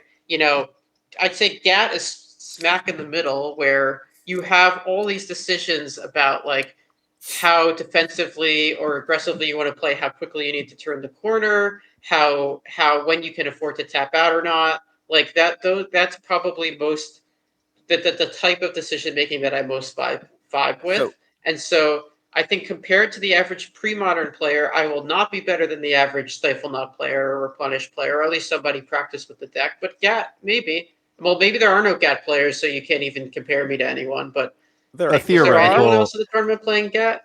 I mean, Kaplan wants. I think there was one other. Yeah, Kaplan, one other guy. Every day, Kaplan's talking to me about nimble mongooses and Kyrian dryads, and I think he's I just wanted to play Nimble Mongoose. he's trying to actually, trick for me. a time. He just doesn't want me to play mono blue like him. But so I could just this is a story that comes from my life and Dan's life, and it will tell you everything you need to know about both of us. So in the last the 2 trios tournaments ago, in the finals, we had basically all lost. So Dan lost relatively quickly. Andy lost game 1, but Andy's Andy, so he came back and he won the match, and it was on me, and I just ran a 2-2 into a 3-2 that cost us the match, right? But we finished second, which is still pretty good. In the most recent one, I won. I lost to this Jund deck in the first round, and then I came back and I beat him in the finals. Andy loses, and so both of our matches are done relatively quickly, and Dan's in just going into game 2. So I huddle over on the other side. Andy and I are watching Dan play. It's about 3 or 4 turns into game 2, and Dan is just making just these plays, just cracking a fetch land, casting a card drawing spell over it. And I look over to Andy. It's about 3 turns of the game. I go, I would have made every single play the same as Dan. And Andy goes, oh no. He's like, that's not good, right? Dan wins the game. We go into game 3, and Dan is annihilated. Do you remember this, Dan? You were behind 2 Barogoyfs, I think. I could not even conceive of how someone would be able to win this game. And Dan's just attacking and blocking like it's limited, and then his opponent runs out of stuff. And I was just limited. He literally played a legacy game with these radically overpowered, basically every time they attack, it's Fable of the Mirror Breaker, right? And he just played it like limited, and then he just had one more thing than his opponent, and we won the tournament. And I was just the game 2, Andy was like, it's not good if Dan's making the same plays as you because you're not good. But in game 3, I couldn't even conceive of how Dan won the game. And Dan, God bless him, cast a 3-2 for 3 2 or 3 turns in a row, and blocked. I won't dispute what you just said. I will say that there's one thing you got wrong, which is that the first team trios we played where we got second, I actually didn't lose quickly. I made a funny judgment call that I won't go into because it's nothing to do with pre-modern. But essentially, I played an Orcish Bowmasters in game 2, and my opponent acted very surprised. It seemed like he didn't think I had the card in my deck. And then in game 3, then I was faced with the decision of whether to play around an Orcish Bowmasters for my opponent's deck, and I was factoring in the fact that he was extremely surprised by the fact that he seemed surprised. Maybe he wasn't. Maybe he was surprised at the fact he just messed up and didn't expect it in that spot. Anyway, I was like, well, if I main phase this Brainstorm and flip my Tameo, and my opponent has Orcish Bowmasters, I literally lose on the spot. Well, not literally, but I'm going to lose no matter what. And so I guess I'll wait for him to tap out to crack a clue on my end step to cast a Brainstorm. Well, so I did that because the risk-reward seemed to work out in my favor. Turns out I lose an extremely close game 3 where if I had just read more into the fact he was surprised at the Orcish Bowmasters, I would have won the match. We would have won the tournament. So he didn't have Orcish Bowmasters in his deck, as you might have seen. You're saying we could have won that one? I'm kind of blown away. I'm blown away that you picked up on that, though. Yeah, so he goes end step, Brainstorm, I flash in an Orcish Bowmaster, and he's like, what? He literally he just falls out of his. He's like, I've never seen that card before in my life. It was Jacob Pablo, if you know who that is. He's a good local. Oh, yeah, our opponent team was an excellent team. Yeah, he's a good player. So it was kind of funny that he let off that much emotion. And it struck me that he was like, oh, I guess I don't know. I guess people. You're just flustered. He was and then I ended up winning that game. And then game 3, I literally have the decision to play around the same card that I had surprised him with. And I'm thinking he probably doesn't have it in his deck because he got so surprised, but I'm not sure. And I don't want to just lose us the whole tournament. That's obviously not the way you should be thinking about this. But I was I don't want to lose us the whole tournament by not playing around an Orcish Bowmaster. I'm going to just wait for him to crack his clue on my end step and then cast the Brainstorm so he's tapped out. And then I basically flipped my Tameo on my own end step so I couldn't activate it right away, blah, blah, blah. Yeah, I wasted a turn. I had a quick question for you, Dan, because you and Andy go back a long ways. And I encourage everyone to read Andy's tournament report from his grudge match against Andy Vollmer the night before the tournament, in which he just busts out a very, very silly and serious tournament game match report. And I'm wondering, Dan, if when you and Andy and others are hanging out, if Andy's the silly guy, and if Andy's presence around like myself and Mike and others makes it so that he stops being the silly guy, because like even on college, I think even on coverage, I think he's like facilitating LAN silliness, but he showed a lot of propensity for silliness himself in his own report. And I'm wondering if when there's no like alpha silly guys around, he becomes the alpha silly guy. Well, I think he's always kind of just the chill guy. Basically all scenarios, he's always the chill guy. I know Andy because we used to play on the Junior Super Series together, if you guys know what that was. It was a 15 and under competitive Magic. Everyone listening to this podcast knows what JSS is. Yeah. And so most JSS, of them probably know that Andy was the national champion for 12 and under. That is exactly right. Was it 12 and under? That's you're probably definitely right. 12 and I under, remember because if he had been 13, he would have had like a 2-3 record or something. But because he was 12, he was the national champion. Yes. Yep. That was a fun year. I think I played Mono Blue Tron and did solidly. Anyway, so so I knew him in the JSS days, and back in those days, everyone was just like, I honestly probably half the kids were cheating. Like the ones that weren't cheating were rules lawyering. It was probably chaos, but I remember those days pretty fondly. And then I kind of lost touch with Andy for a while. And then I ran into him at a frat party in college, which was extremely random. Neither of us, I don't think, Neither of us were. Yeah, that's right. Neither of us, I think, were that fratty, but we happened to be at the same party. I ran into him in like the bathroom, and we recognized each other from the JSS. Was this your freshman or sophomore year? Yeah, it was. So I think what's actually hilarious? Freshman. Yeah. What's actually hilarious is that I also could have accidentally been at that frat party. Did you also go to Cornell?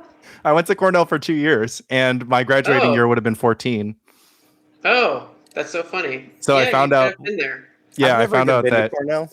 I found out that Andy's like a big Cornell head, and I was just like, "What?" And then we kind of like went into it about Cornell. That's funny. Dan, I got to know him again when I moved to New York City. But sorry, go on. Oh no, Dan, I was just going to ask you who's favored in the Gat versus Burn matchup. Okay, yeah. So I felt okay playing the matchup. Like, I know you.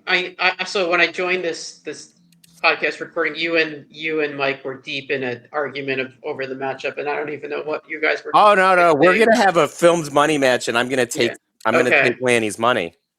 I'm gonna take it away. Taking his own money. I think that Why am I taking my own money? I don't understand. Oh, damn you!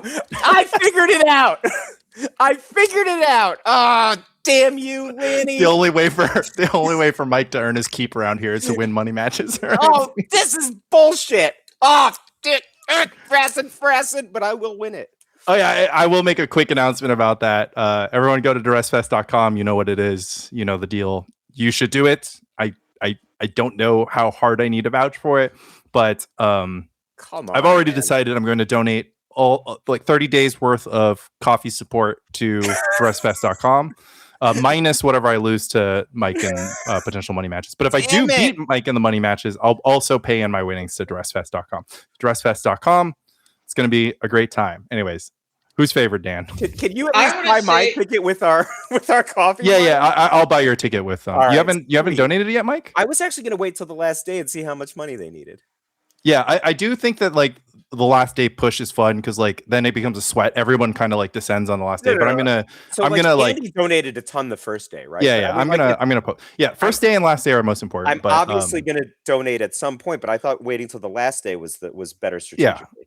Yeah. I mean, you should obviously add on, but I can buy your ticket. But anyways, go ahead, Dan. I think the matchup is probably close, honestly. I feel comfortable playing it from the GAT side. I'll say that. I played the matchup 3 times. I lost. I went 2-1, obviously. The first 2 rounds were pretty smooth. The last round, I arguably punted both games I lost. I know that's being results-oriented. And I was on the play, I think maybe all 3 rounds, so that obviously influences things. But I didn't think it was that bad. I don't really think I have fully thought through exactly the approach you want to take as far as like how aggressive you need to play. I kind of got that wrong in the finals. I think the Hydro Blasts are good, obviously, but I think they're fine as like your hate of choice. You could, if you really wanted to target red, you could just play more sideboard cards. It's always a plan. I think if you were to take my version and play it against like the various red decks I played, I know, Lanny, you were already saying this, but I do feel pretty good against the creatureless creature-light Medvedev version. I felt fine against. Well, I don't know, actually. I'm not sure, because I could see either way. I could see the argument in both directions. I could see the argument that we're pretty good against stabilizing against creatures, or I could see the argument that we're pretty good against killing a deck that's dealing damage to themselves with Flame Rift and Sulfuric Vortex and Parasite Killer. The answer is actually both, and the best burn deck against Grotog, in my opinion, would have effectively neither. And so I would say so you can't go too heavy on creatures, and you can't go too heavy on spells, right? So like if I'm thinking about this from the Grotog perspective, the cards that matter to me a lot are basically like Curse Scroll, Sulfuric Vortex, and the cards that I'm very happy to see are cards like Goblin Cadets, Goblin Patrol, Flame Rift, Pyrostatic Pillar, and Black Vice is pretty good. So it's kind of just Black Vice is like a big it depends, after right? turn one. Because you can well, the thing is, like, you can like one, Black Vice is like obviously substantially better on the play, and then two, you can fight a Black Vice. I think like the best play is to go Black Vice and then do nothing, right?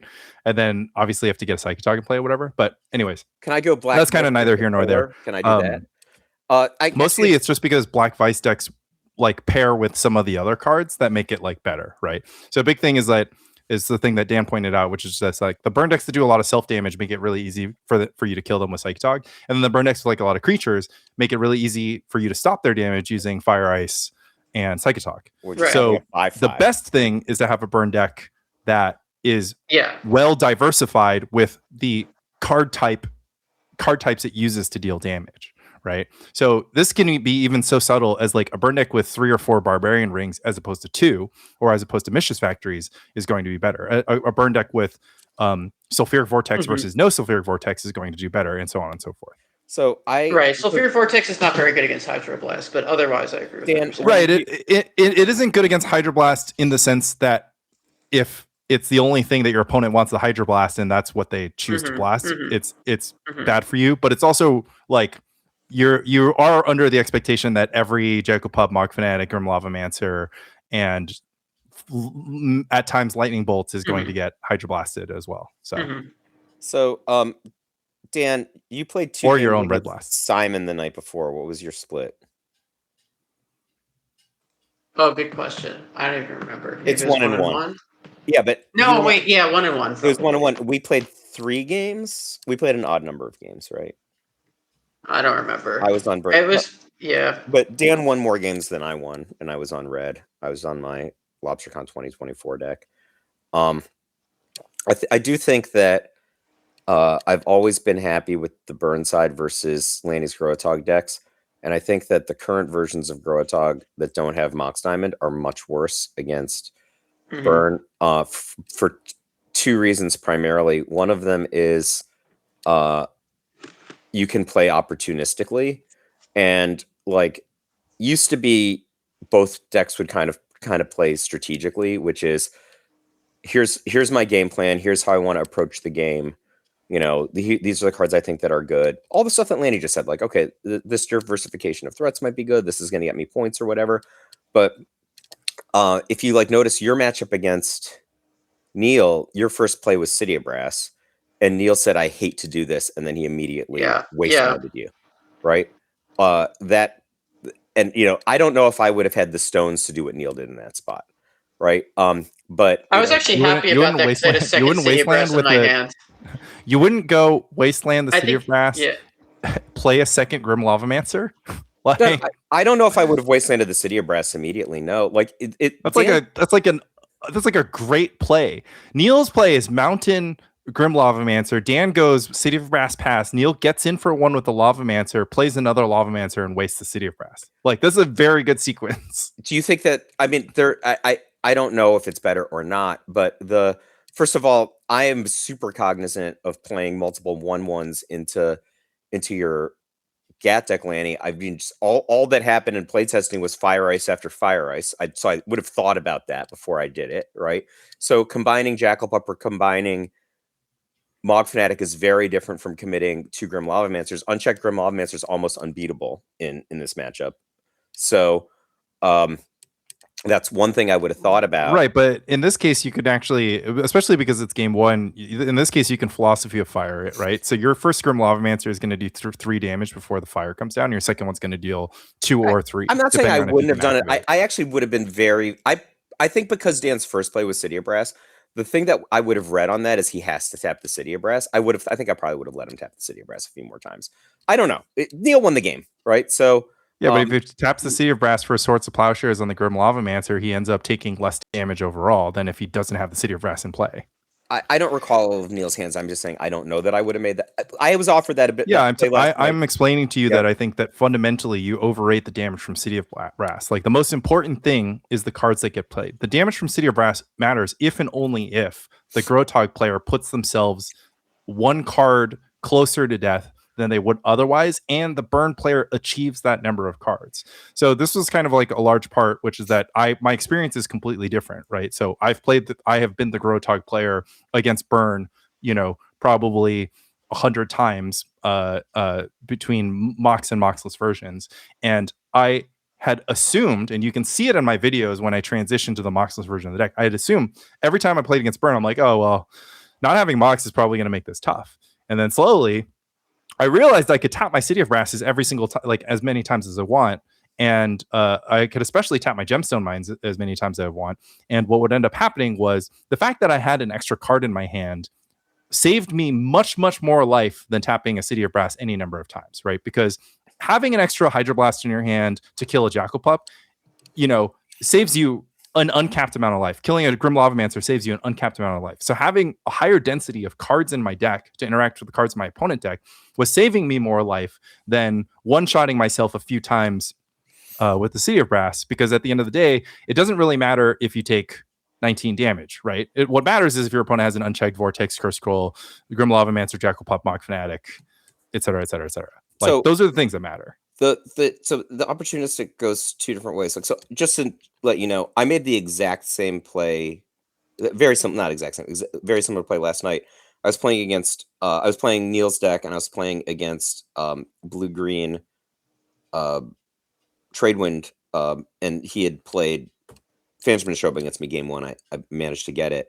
But in game 2, he goes first turn, Yavimaya Coast. I had a Wasteland. I chose not to play the Wasteland, and it's pretty obvious as a Hydroblast there. Like, you would never just go Yavimaya Coast, nothing, right? Like, you would play an elf, you would play a bird, and I chose to just play my Grim Lavamancer, which got Hydroblast, and then he untapped and played Chill. So it took me a long time to win the game, but I probably should have just Wastelanded. Maybe you're right, Lanny. But the thing about it is, if you're playing Neil's deck, it allows you to play opportunistically insofar that the GAT deck has to have creatures in play in order to win the game, right? Just actually take the action of winning the game. And you cannot cast any creatures in your deck with Island, right? So you need to have you need to have Gemstone Mine or City of Brass in order to do that. And there are at least conceivably spots where they can keep you from playing a creature. They can pressure you up until the point and you haven't played a creature yet, or they can restrict your ability to play a creature by wastelanding before you've played one. And I think that just gives the burn deck an opportunistic wrinkle, right? It's like not really, it's strategic insofar that they know that they can do it, but like both players kind of have to cooperate in order for this to become a line. Yeah, I mean, I'm just saying that if you have Mox Diamond, if you had 4 Mox Diamonds in your deck, like the card outweighs the damage, right? Well, like even in this scenario where you're like you have to win with a creature, it's just kind of like, okay, well, you just hold the City of Brass in your hand or the Gemstone Mine in your hand, and then you tap it and you play it, like you play your Psychic Dog, you have Hydroblast protection up, and then you like gush and win the game, right? Like it's like the way that it's actually played out for me.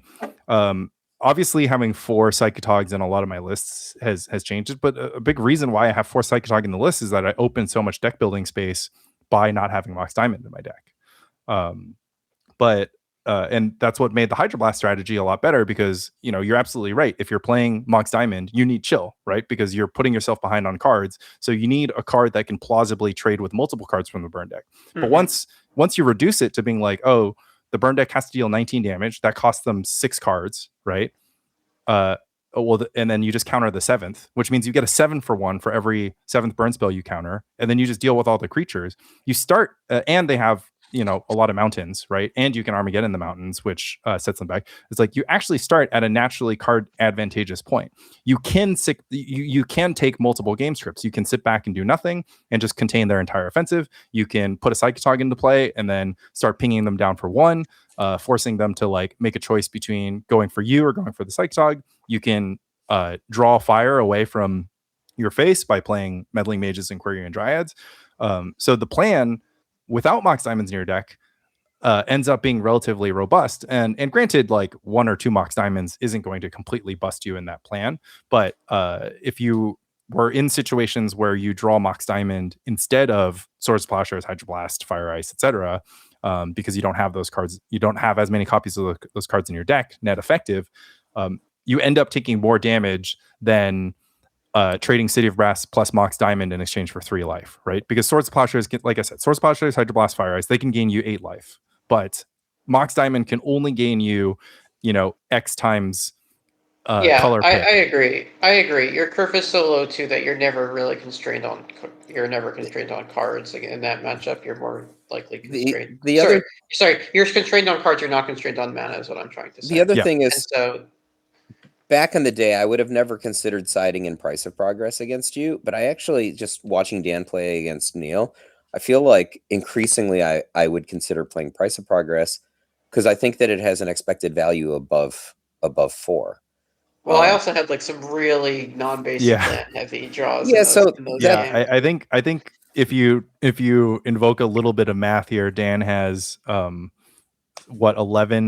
10 or 11 islands in his deck and 8 non-islands, and across the 3 games he probably draws like 4 islands and I can even sacrifice my non-islands. Yeah, but the question is not whether he has more islands or non-basic lands. The question is whether the expected value of Price of Progress is greater than replacement value. Yeah, that's understood, right? I think that's a little loose, because there's a lot of fail scenarios. That the sort of baseline is that Price of Progress trades with the same Hydroblast that the card you're replacing it would, and then the best thing that you can hope out of it is that your opponent runs out a lot of City of Brass and Gemstone Mine. In which case, it could be better than Volcanic Hammer. But it can be better than Hammer. You have more and more cards, maybe not, because it can't kill a creature. If you have more and more cards that are demanding to be traded with a finite number of Hydroblasts, I don't know if that's necessarily bad. The thing about Burn is all the cards kind of suck, right? Like the reason that the deck is good is because they harmonize. And if you can create greater harmony. I'm understanding of your point. I guess I would like just temper the point of just saying like Price of Progress over Volcanic Hammer is not like particularly, like it's not really pulling up on your win rate. No. By an amount that would just be like, oh, like if my opponent has Mox, I leave the Price of Progresses at home and I'm gonna win less than if my opponent doesn't have Mox and has Gemstone Mine, and I'm gonna like Price of Progress them out by getting an average expectancy of 1.5 over my Volcanic Hammer. It's just kind of like it does. Again, none of these things are worth a card, right? Like. Well, I mean, at some level, the only cards that are worth a card in the burn deck are Red Elemental Blast, Pyroblast, Grim Lavamancer, and Curse Scroll. Maybe Fireblast. Well, yeah, and then think about it. Everything else is not worth a card, right? Think about the Grotog perspective. Every single card in the Grotog deck becomes worth a card. Fire Ice, Swords of Plowshares, Hydroblast, Psychotog, worth more than one card in many cases, right? So the win expectation of burn is not how many things are worth a card, right? It's a completely different axis. Right, I'd argue burn is a material deck, right? But material axis is different than most material axis decks. The reason that Grim Lavamancer and Curse Scroll are so powerful is because it allows it to play on the material access that everybody else is playing on, and it doesn't lose its other material access. Yeah. Right. So like if I like, I just know this because we haven't played this matchup in a long time, but I had played it against you many times. If you have an unchecked Cursed Scroll, you basically always win, right? Like there's nothing that the other deck can do except to outright kill you, right? Or Armageddon. No, yeah. So, but for a long time, you didn't have any mana control, right? So you had that long stretch where you had no Winter Orbs, no Armageddons. But when we played in the 1K at the volleyball tournament, you had chills against me, and because I remember I won with a 5 casting cost Jackal Pup, like in turn 75 or whatever, right? Like, yep. And so I was able to defeat 2 chills, and you had Armageddon that game, and so like. Anyway, to come back around, this is like kind of a great example of like the pinch that I was in. I was like, I had chills instead of blast. You Armageddon and had 2 chills in play, and I also couldn't afford to run Fire Ice in that deck. Not that casting a 6 casting cost fire is ever on the menu, right? but at the end of the day, the point is you won with the Jackal Pup because I didn't have a Plowshares or a Psychotog behind the chill, right? Yeah. And like. That game was not about Mox Diamond or how much damage I took from Mox Diamond at all. Like I could even argue that like, okay, maybe this chill, like you can have a conjecture that the chill Armageddon plan is better than the Hydroblast Armageddon plan.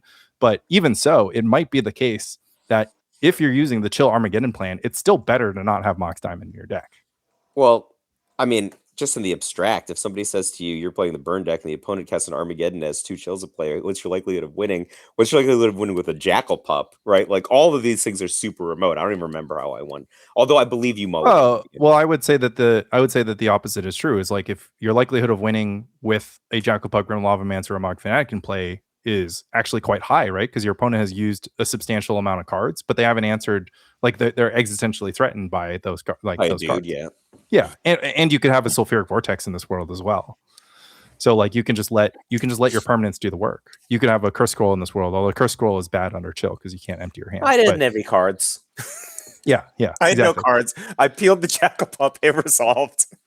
Either way, again, I think that this is kind of one of those things where evaluating Mox becomes tricky because you get flashy stuff. You can be like, oh, I can turn 1 chill the burn deck. That's really good. Don't get me wrong. I've done it. It's really good. It's good when it's good. But at the end of the day, also in the other direction, you can be like, okay, well, I can turn 1, or if I do have turn 2 chill and I'm stuck trying to dig past Mox Diamonds in my deck, I might die to a 3 or 5 mana Jackal Pup. I mean, I had a Mox Diamond hand in game 2 of the finals, which was on camera, and Mox Diamond Geddon. I was very low on resources, and if I hadn't kept top decking Gush, I might have just been out-carded in that game.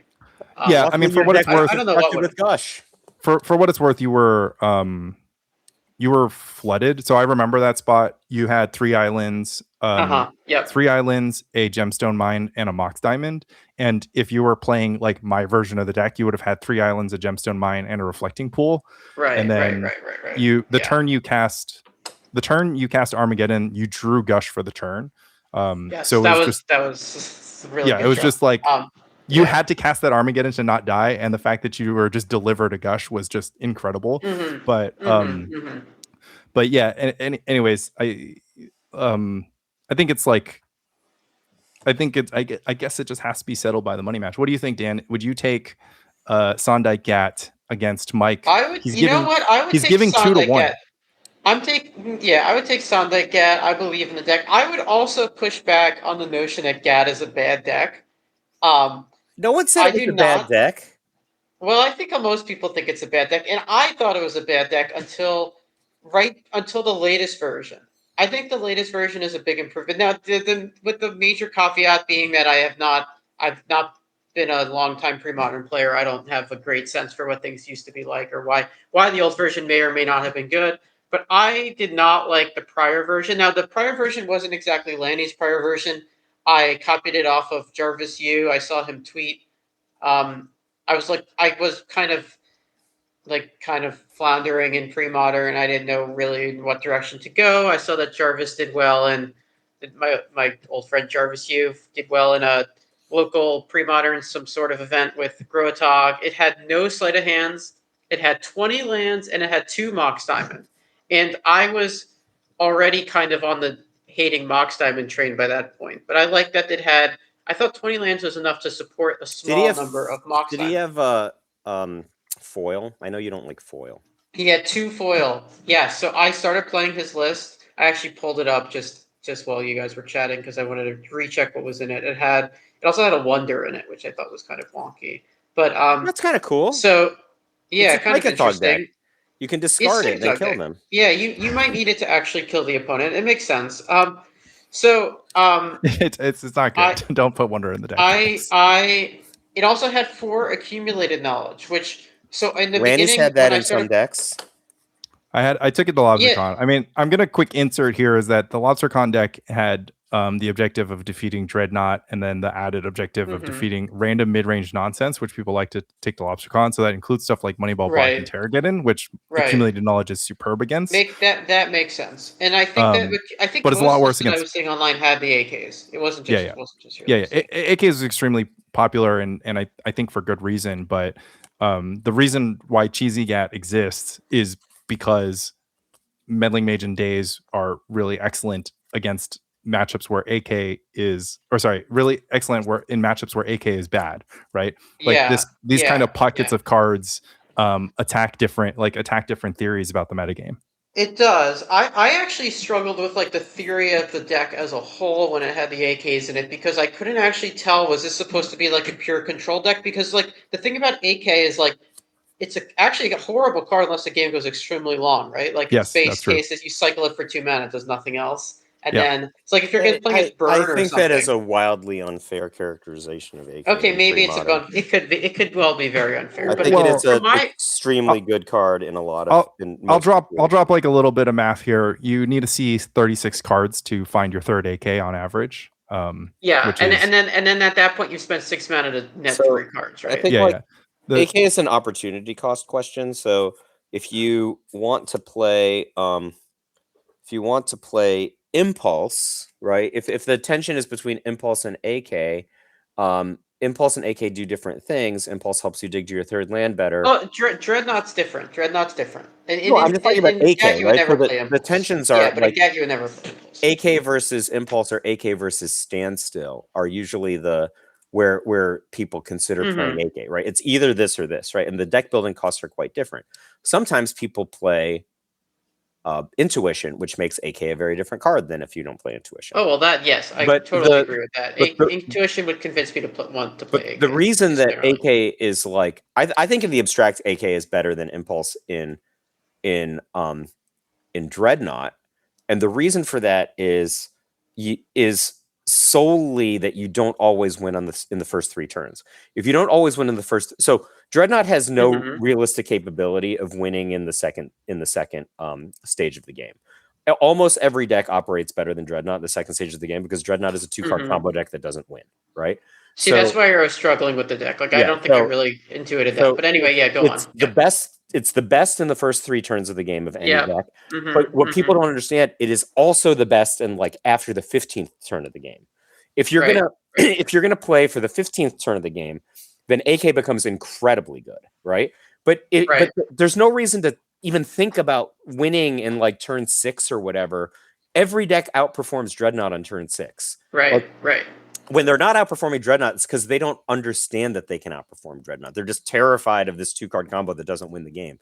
But if you watch the best players with Dreadnought, like, and I'm like Dave Veraska or Dave Kaplan, this is like where I learned it. They don't try to win, and they don't try to win if they're not going to win, right? But then when they try to win, you are buried, right? And the only way that you get to the zone of you are buried is they outcard you so substantially that even though you have all your answers, they have one more answer to your answers. That makes sense. And the flip side of that is that GAT is like a turn 6 deck, right? It is a mid-game deck that is trying to win around that time frame. And so I don't think I'll also add that the likelihood that you see 36 cards is like a little bit variable here, where Dreadnought can actually see 36 cards a little bit easier because like the stock Dreadnought list had 2 or 3 impulse alongside the 4 AKs. So it was like 4 portent, 2 opt, 3 impulse, 4 AK. They might have peak, Lanny. 4 gush. A lot of people who play AK don't play peak because they think in a consistent manner. Whereas the Grotog deck was playing 12 1 mana cantrips, which see fewer cards, and the 4 AK and the 4 gush. So the impulses help the AKs along substantially there. And then, yeah, there's an expectation of game length that Dan, you're in the middle of talking about. Yeah, so I think that like when I was looking at like I was when I first started playing pre-modern a couple weeks ago, and I was like kind of obsessed with Mox Diamond. I was like, this seems like an underplayed card. I feel like I understand why people don't like it, but I feel like you just need to play more raw card advantage to enable it. Lanny, he's just going through the Lanny arc. It's he like just went through the Lanny arc in an accelerated fashion. Yeah, it took really him a week work. instead of It didn't 3 work. years. So then I was like, so I never really thought to cut AKs from the deck because it was a way to get raw card advantage. In retrospect, it was too slow at doing that. But I didn't realize that at the time. I moved on to something else. Then I saw Lanny with the published this list, and it had no AKs in it. It had 4 sleight of hand. The Jarvis U version had no sleight of hand, had 4 AKs. And I liked that it had the meddling mages. This has been talked about ad nauseum, I think, at this point. But, meddling mage helps with the mana. It's proactive. You want more white cards and you want green and black cards because you have more white sources. Sleight helps with the mana. Everything kind of like came together in a way where now the deck was sort of more more low to the ground without having to play Mox Diamond. And there was Daze. Daze helped. I was going to say that next. Daze has helped with that too. And it felt more coherent to me. Like, I never understood the old versions, and this is probably just my naivete, but I never understood how a deck that wanted AKs also wanted City of Brass and like Gemstone Mine, because like these are cards that you can only use a finite number of times. You don't really want a control deck, like a pure control deck that's playing Gemstone Mine or City of Brass, because you can only tap them so many times. You don't want to play like Foil and Gush because you want to keep your lands in play in a control deck, and also for AK, like AK is an expensive card that doesn't affect the board. The other thing that I never really understood, and again, I could just be wrong about this, was that like it felt like the prior version with the AK didn't actually have the tools to like establish inevitability against like Dreadnought or Replenish or some of these decks, because like it didn't actually have that many hard counters, and like you wouldn't actually like if the game went like turbo long, like turn 15 or something like that, even setting aside the brain freeze, but especially because of brain freeze, losing my voice, but like I never felt comfortable that the deck actually could establish inevitability. And so like it felt like instead what the deck was trying to do was like sort of beat people before the game got to that stage. And if that's the case, then why am I playing AK? I'd rather be playing Sleight of Hand.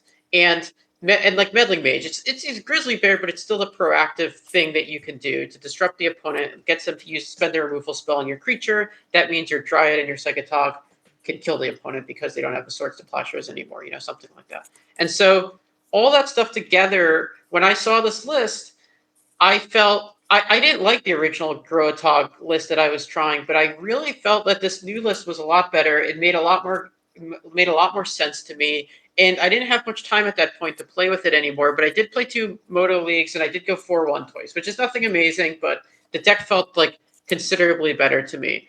And at that point, I was like, all right, well, I don't have enough time really to figure out something else. I get that Dreadnought might be better. I get that I probably should have investigated Burn, but GAT feels solid enough to me that I'm just going to play it and try to use my general knowledge of casting cantrips and try to win with this deck.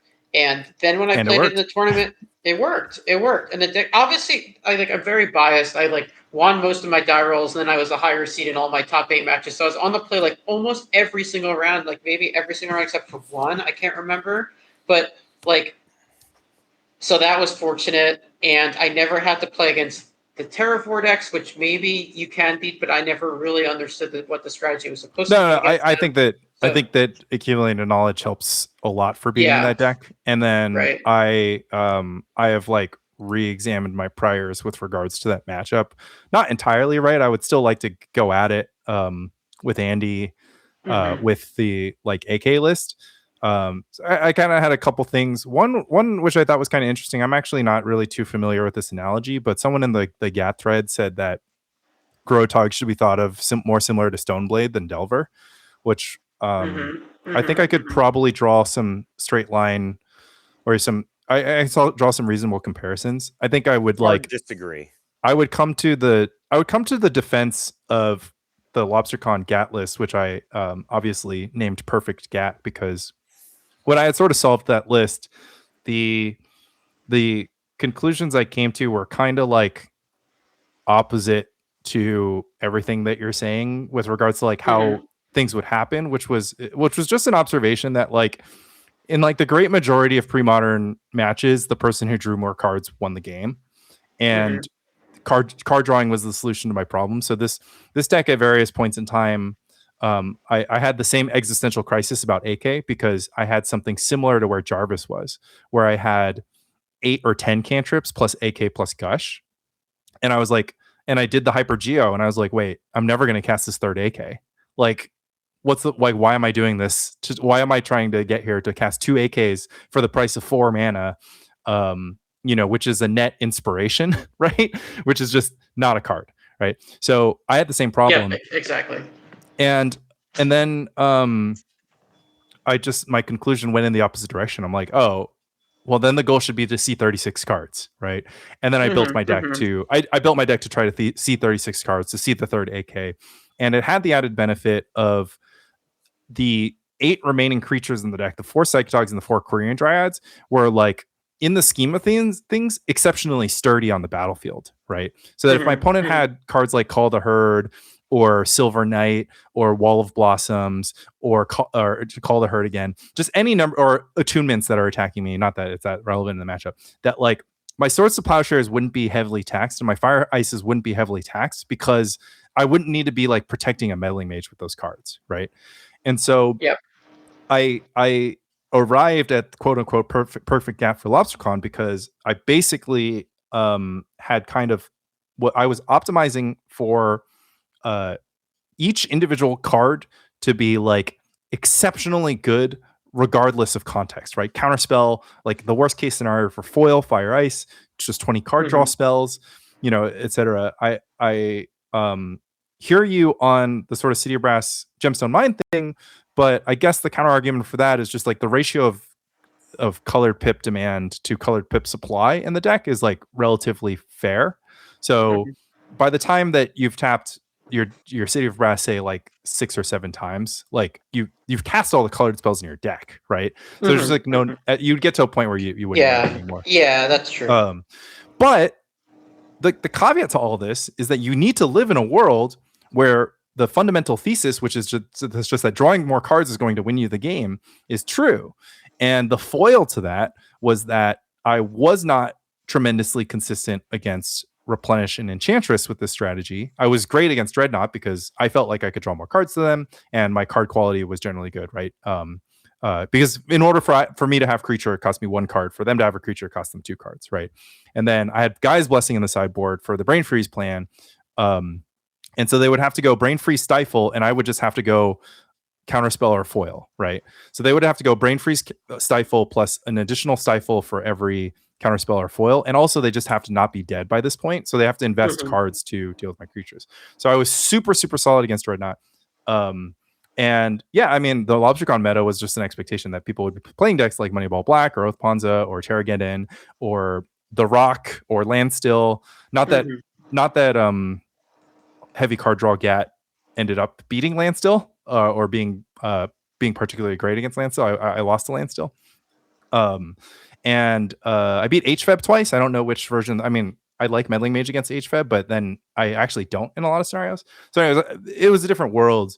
And I think that I'm glad that you sort of were able to look at and experiment with like a number of lists and eventually arrive on and get where it is now, which I would actually argue is sort of fundamentally weaker so long as your opponents are like what we expect of pre-modern up until this point, which is that they play decks like Moneyball Black or The Rock or Landstill or just grindy random Call the Herd decks, right? Which like I think you and I would probably both agree that like Daze Meddling Mage is just not that impressive against. Correct. Yeah, definitely right. But this might just be the only world that makes sense for you to play GAT, which is just that like, you know, if your expected metagame is this like blend of red decks, mid-range decks, linear combo decks, and Replenish Enchantress and Dreadnought, there's no GAT list for you. You can't fight that metagame.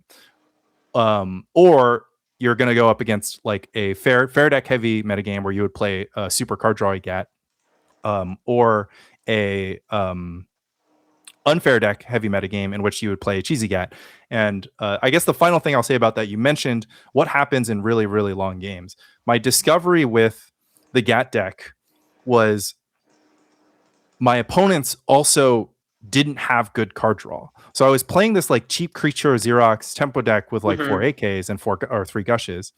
And I realized that I was drawing more cards than my quote unquote fair grindy deck opponents, even if they were like the heaviest control, if they were like all in on factor fiction type nonsense or whatever.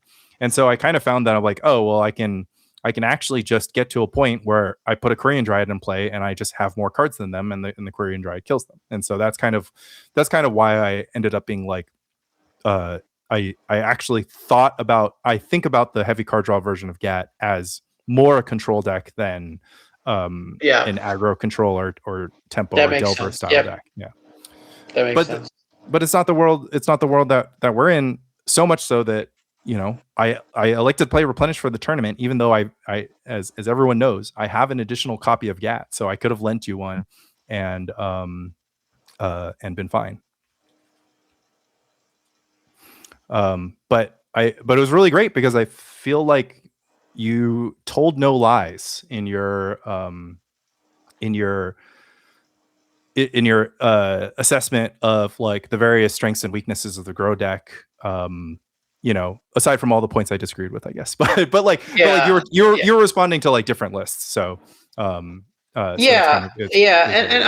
think I can't say that the deck is like tier 1, though I also can't say it's bad. I still don't know. The jury's still out. I think that I like the latest version. I totally understand that it's worse against like a mono black mid range type of format. That makes perfect sense. That AK is sort of like a win condition type, like functions sort of as like a win condition in some of these matchups. Meddling Mage is not good against Call to Her, all that type of stuff.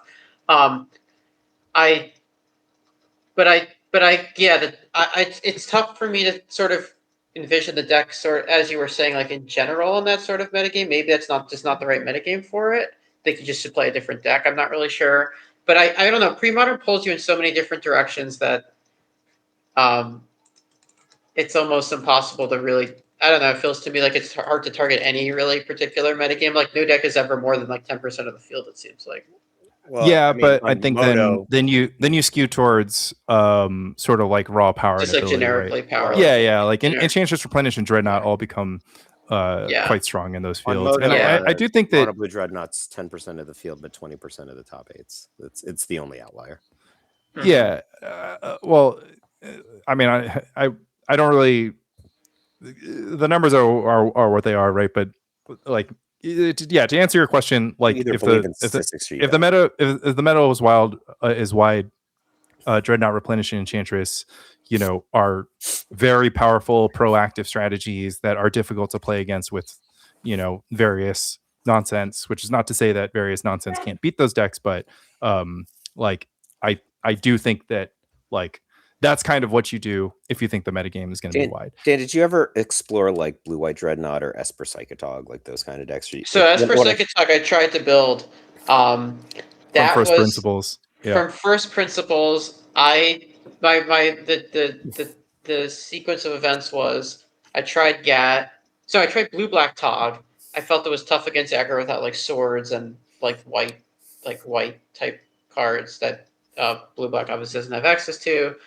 I tried GAT.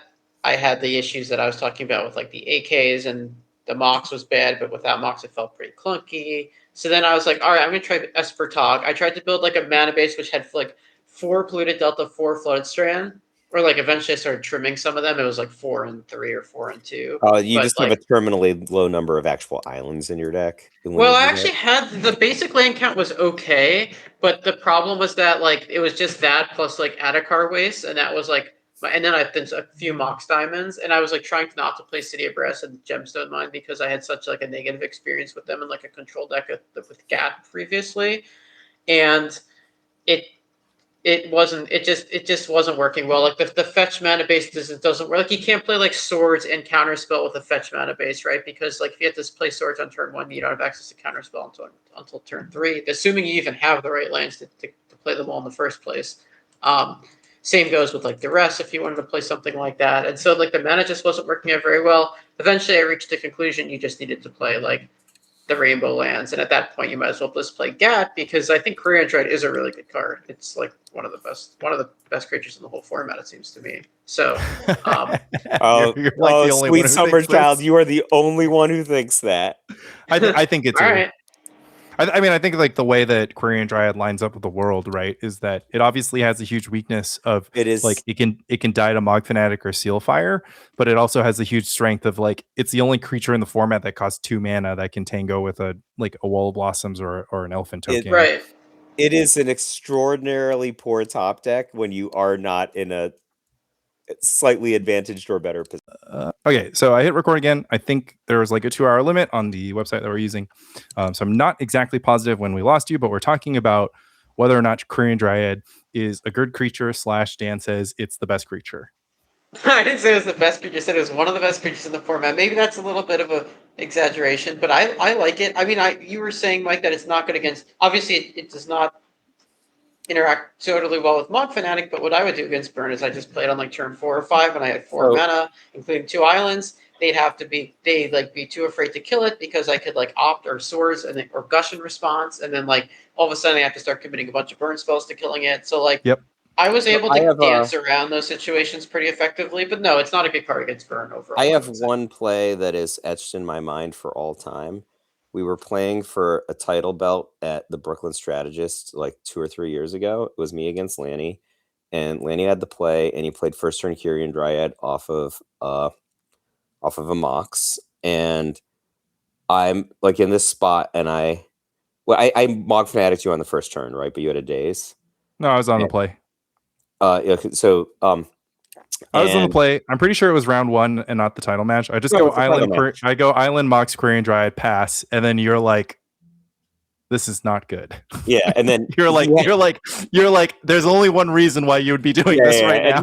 And whatever play I made, he had the days, and IX1. Then I cast 2 cantrips, so it was a 4/4. So that led me to believe like if, and I think. Of all the many times we've played, all the landing points that we haven't played in over a year, this matchup, that was the one I lost. And it led me to believe that if GAT is going to win, it is probably on the back of an outsized Quarian Dryad that gets to 4/4 early and the burn deck can't handle it. And then what ends up happening is it's either the Abyss or it's a better burn deck, right? So if you think about the Philosophy of Fire and like every Jackal Pup attack is like 2 Philosophy of Fire units, like you're just coming in with more Philosophy of Fire units than them, and then you have like all these ways to opportunistically punish them. Like Ice on a Ball Lightning is just among the most devastating plays, right? Like Daze your Fire Blast is like an incredibly devastating play if it resolves.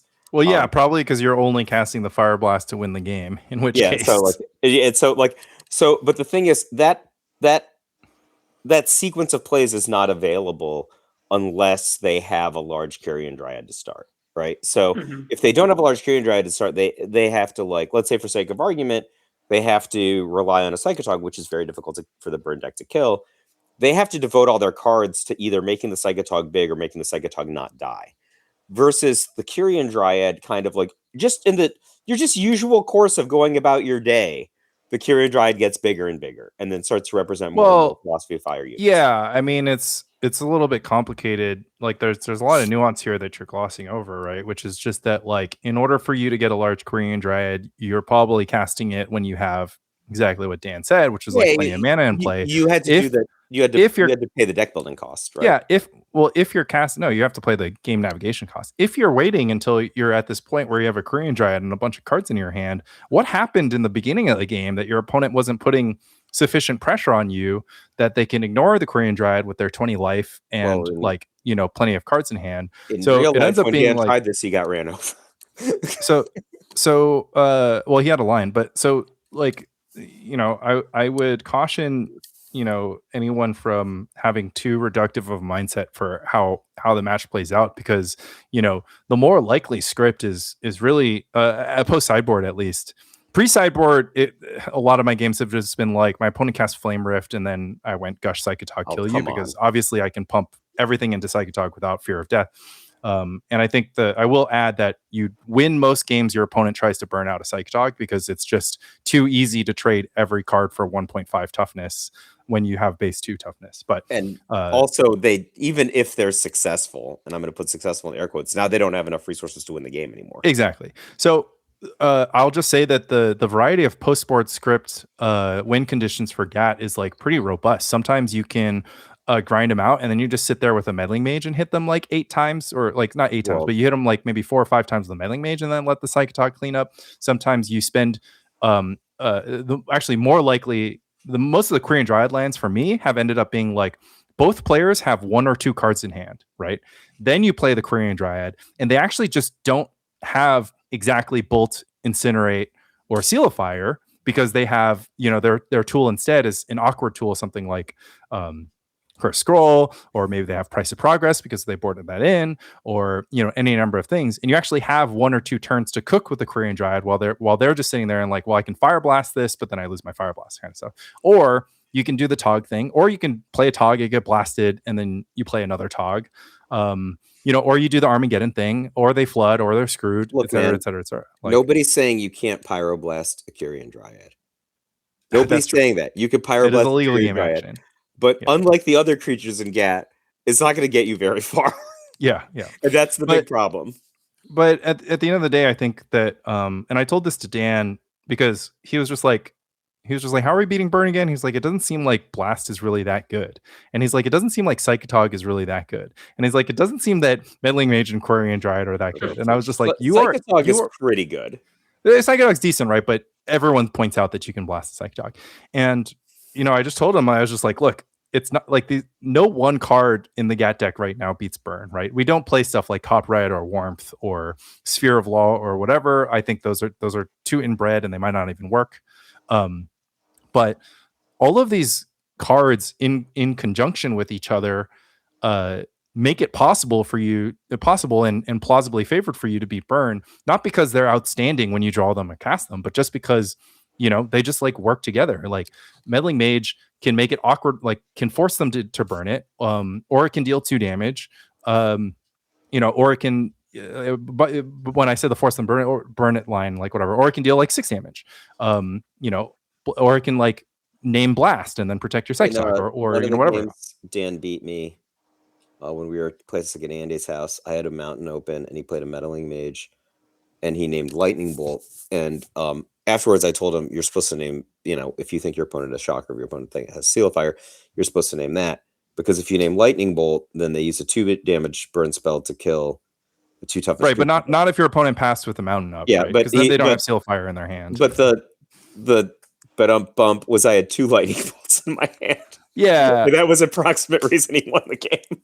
Well, we also moved the burn deck away from we moved the burn deck away from Shocks, which made the advice much worse, because you just know if your opponent has Seal of Fire. Your opponent only has Seal of Fire if they played creatures for the first 3 turns of the game. By the way, I saw several times, both the example Mike cited and then 1 or 2 times during the Sacred Torch tournament, where somebody got therapied or their opponent cast a Meddling Mage and they had like 2 copies of a card and they refused to cast one of them at instant speed, and then the opponent just named the card. Like I saw it happen where a hand with 3 Fire Blasts got Cabal therapied and the opponent refused to cast one of them immediately.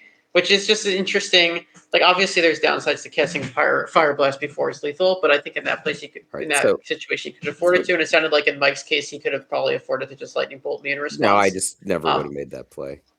But interesting. But the thing that I would say is to riff on this, a very common play pattern is with Dreadnought. You're playing a first turn Portent and you've kept your hand and you don't have a Dreadnought in your hand, but you do have connectors, right? Because that's the only reason you kept the hand.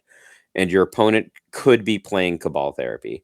And you look at the top 3 cards of your library and there's a Dreadnought there. And the super, super intuitive play is to just put the Dreadnought on top because you're going to Dreadnought Connector the next turn. I encourage you strongly to put the Dreadnought second from the top. I think this is a subtle play that very good players make that just seems a little non-intuitive because sometimes your opponent has Cabal Therapy. And if they Cabal Therapy somebody in the dark who just cast Portent, they're almost always going to say Phyrexian Dreadnought. So you don't want it to be in your hand, right? You will draw it the next turn. Don't worry about that. But you want the Cabal Therapy to miss. And I think like that was like, I came up with this myself, right? Just through, hundreds of games of repetition. But like, it's just not obvious, I think. But like once somebody says it obvious to you, you're like, this is pretty obvious. I think it's just obvious. Well, it wasn't obvious to me. I figured it out. The other thing is, Dan knows this because he's a big brainstorm caster, and he would just brainstorm in response to like whatever. But he carried that logic through when he put a counterspell third from the top against his Cabal Therapy opponent, and it was his first time playing Portent. The other super non-intuitive play is if you're playing against a deck sideboarded and they have Cabal Therapy in your deck, and you have multiple Dreadnoughts in your opening hand, you have to think long and hard about whether or not to keep the hand. Yep. Because like if you get Cabal Therapy there, your likelihood of winning the game, I don't know what your default likelihood of winning the game is, but it is no greater than 50%. At the point that they cast the Cabal Therapy, you can't even 25% per Dreadnought in your deck. Yeah, because there's only 4 Dreadnoughts in your deck. That's the quick math, right? Right. Like so, like if they get 2 of them right there, like your expectation is to go. Probably you have to go 23 cards before you have a positive expectation of seeing a Dreadnought again, right? So you probably will lose the game in those 23 turns. Because you can't close the game out. So those are 2 Dreadnought tactical tidbits that I have that were riffs against what Dan just said. Fair enough. Makes sense. All right. Let's hope that Adobe didn't throw away the first 2 hours of recording somehow. Because that would be a disaster. This would be a novel podcast. Like you could have like the beginning be like, editor's note. We had a 2.5 hour conversation before this 11 minutes and 20 seconds. Please enjoy the 11 minutes and 20 seconds with Sacred. Yeah, please enjoy finalist Dan Sondike. I normally run a backup record and Adobe has been so solid. I don't want to hear this excuse. But we've never tested over 2 hours. But I'm sure that it saved it because why would it not? Otherwise, there would just be a lot of anger. Well, so anyways, if it didn't save it, I can just hop back on a week or 2. Yeah, exactly. Exactly. It'll be. We'll just start it all over. But it definitely saved it. DURESSFEST.com. Congrats to Dan. Really great stuff, and really hope to see you continue out in the pre-modern streets in addition to whatever contemporary Magic streets that you already are out on. I had so much fun playing in the tournament. He plays Legacy on our trio seat. You wanted to take Andy's pre-modern seat? I don't need that. I like it where I like the Legacy seat though. I have to play a better deck next time. The deck I played last time was really bad. It was a good deck. It was a good deck, I think, but a really bad version. The seat. There you go. Dan out here winning tournaments and still taking home lessons for how to improve. That is the mindset that we love to see. You want to know the real mindset? We were talking about like the prize split, and I'm like, oh no, the worst prize ever was us winning trios. And I'm like, why? I'm like, well, I fronted all of it out of my Hex bucks, and then when we got the prize, we just bought everyone dinner. So it's just out on the day. Yeah. It was just negative. But on the subject of anger, Lanny, here's something that is super non-intuitive that Dave Kaplan told me only after he missed the play. If your opponent has anger, and they're about to kill you with some sort of 100 Deranged Hermits or whatever, you can vision charm their basic mountain into a basic swamp, take away their haste for the turn, and with it, their dreams of winning. Yeah, I will say that reading and thinking about every mode of Vision Charm at all times always is a very, very good advice for all decks containing Vision Charm. Vision Charm is so good. It is pretty unbelievable how often all three modes come up in ways besides phasing out Phyrexian Dreadnought. Dan, any final gifts to the audience, et cetera, besides check out nosferatu.mtg.bot? You really don't need to check it out. It's not. Dan, why don't you open a Substack so that all of us civilized people could just link to you? Yeah, maybe that would be better. Just copy it onto Substack. Yeah, I mean, I post something on there like once every 6 months, but yeah, that's probably a good idea. Any words of wisdom? No, I encourage people to try the latest GAT version. I think it's okay. I think it's solid. I mean, need more people to try it to really know, or maybe I don't. Maybe I want to keep it under wraps until next year's Sacred Torch. No, we're gonna have a money match, a 2-to-1 money match. People are. I'm not doing any work keeping it under wraps, Dan. So. Yeah, no, I'm just kidding. Randy puts out like 7 videos a week. Yeah, I like the deck. I thought it was good, and I thought it was fun. But is it competitive with the absolute best decks in the format? That remains to be seen. It is definitely competitive. It's good against Dreadnought. Decks that are good against Dreadnought are good. Yeah. Only if Dreadnought appears at a frequency above the threshold of how good it is against Dreadnought versus not Dreadnought. But that will be a topic. Go ahead. I'll say that I don't know how many people who listen to this podcast play any contemporary Magic. I don't play I'm not playing that many tournaments these days, but I will say that pre-modern was a nice break from contemporary Magic. There is something to be said for all the micro decisions and how strategic each of the matchups are, and I had fun figuring that out. All right, pre-modern is life. Well, pre-modern is life. Again, speaking of which, Ted Lasso's coming back this week. Yeah, I thought it was over. That's the whole thing. No, season 4 comes out this week. Congrats! I know. I saw the ads. Congrats to the Spanish national men's soccer team on their victory. Congrats to the New York Knicks, and congrats to Neil Sack. You're a few months late on that, buddy. Congrats to Neil Sack as well. He's just now finding out. Yeah. Be sure to check out the Fact or Fiction podcast wherever you get your podcasts.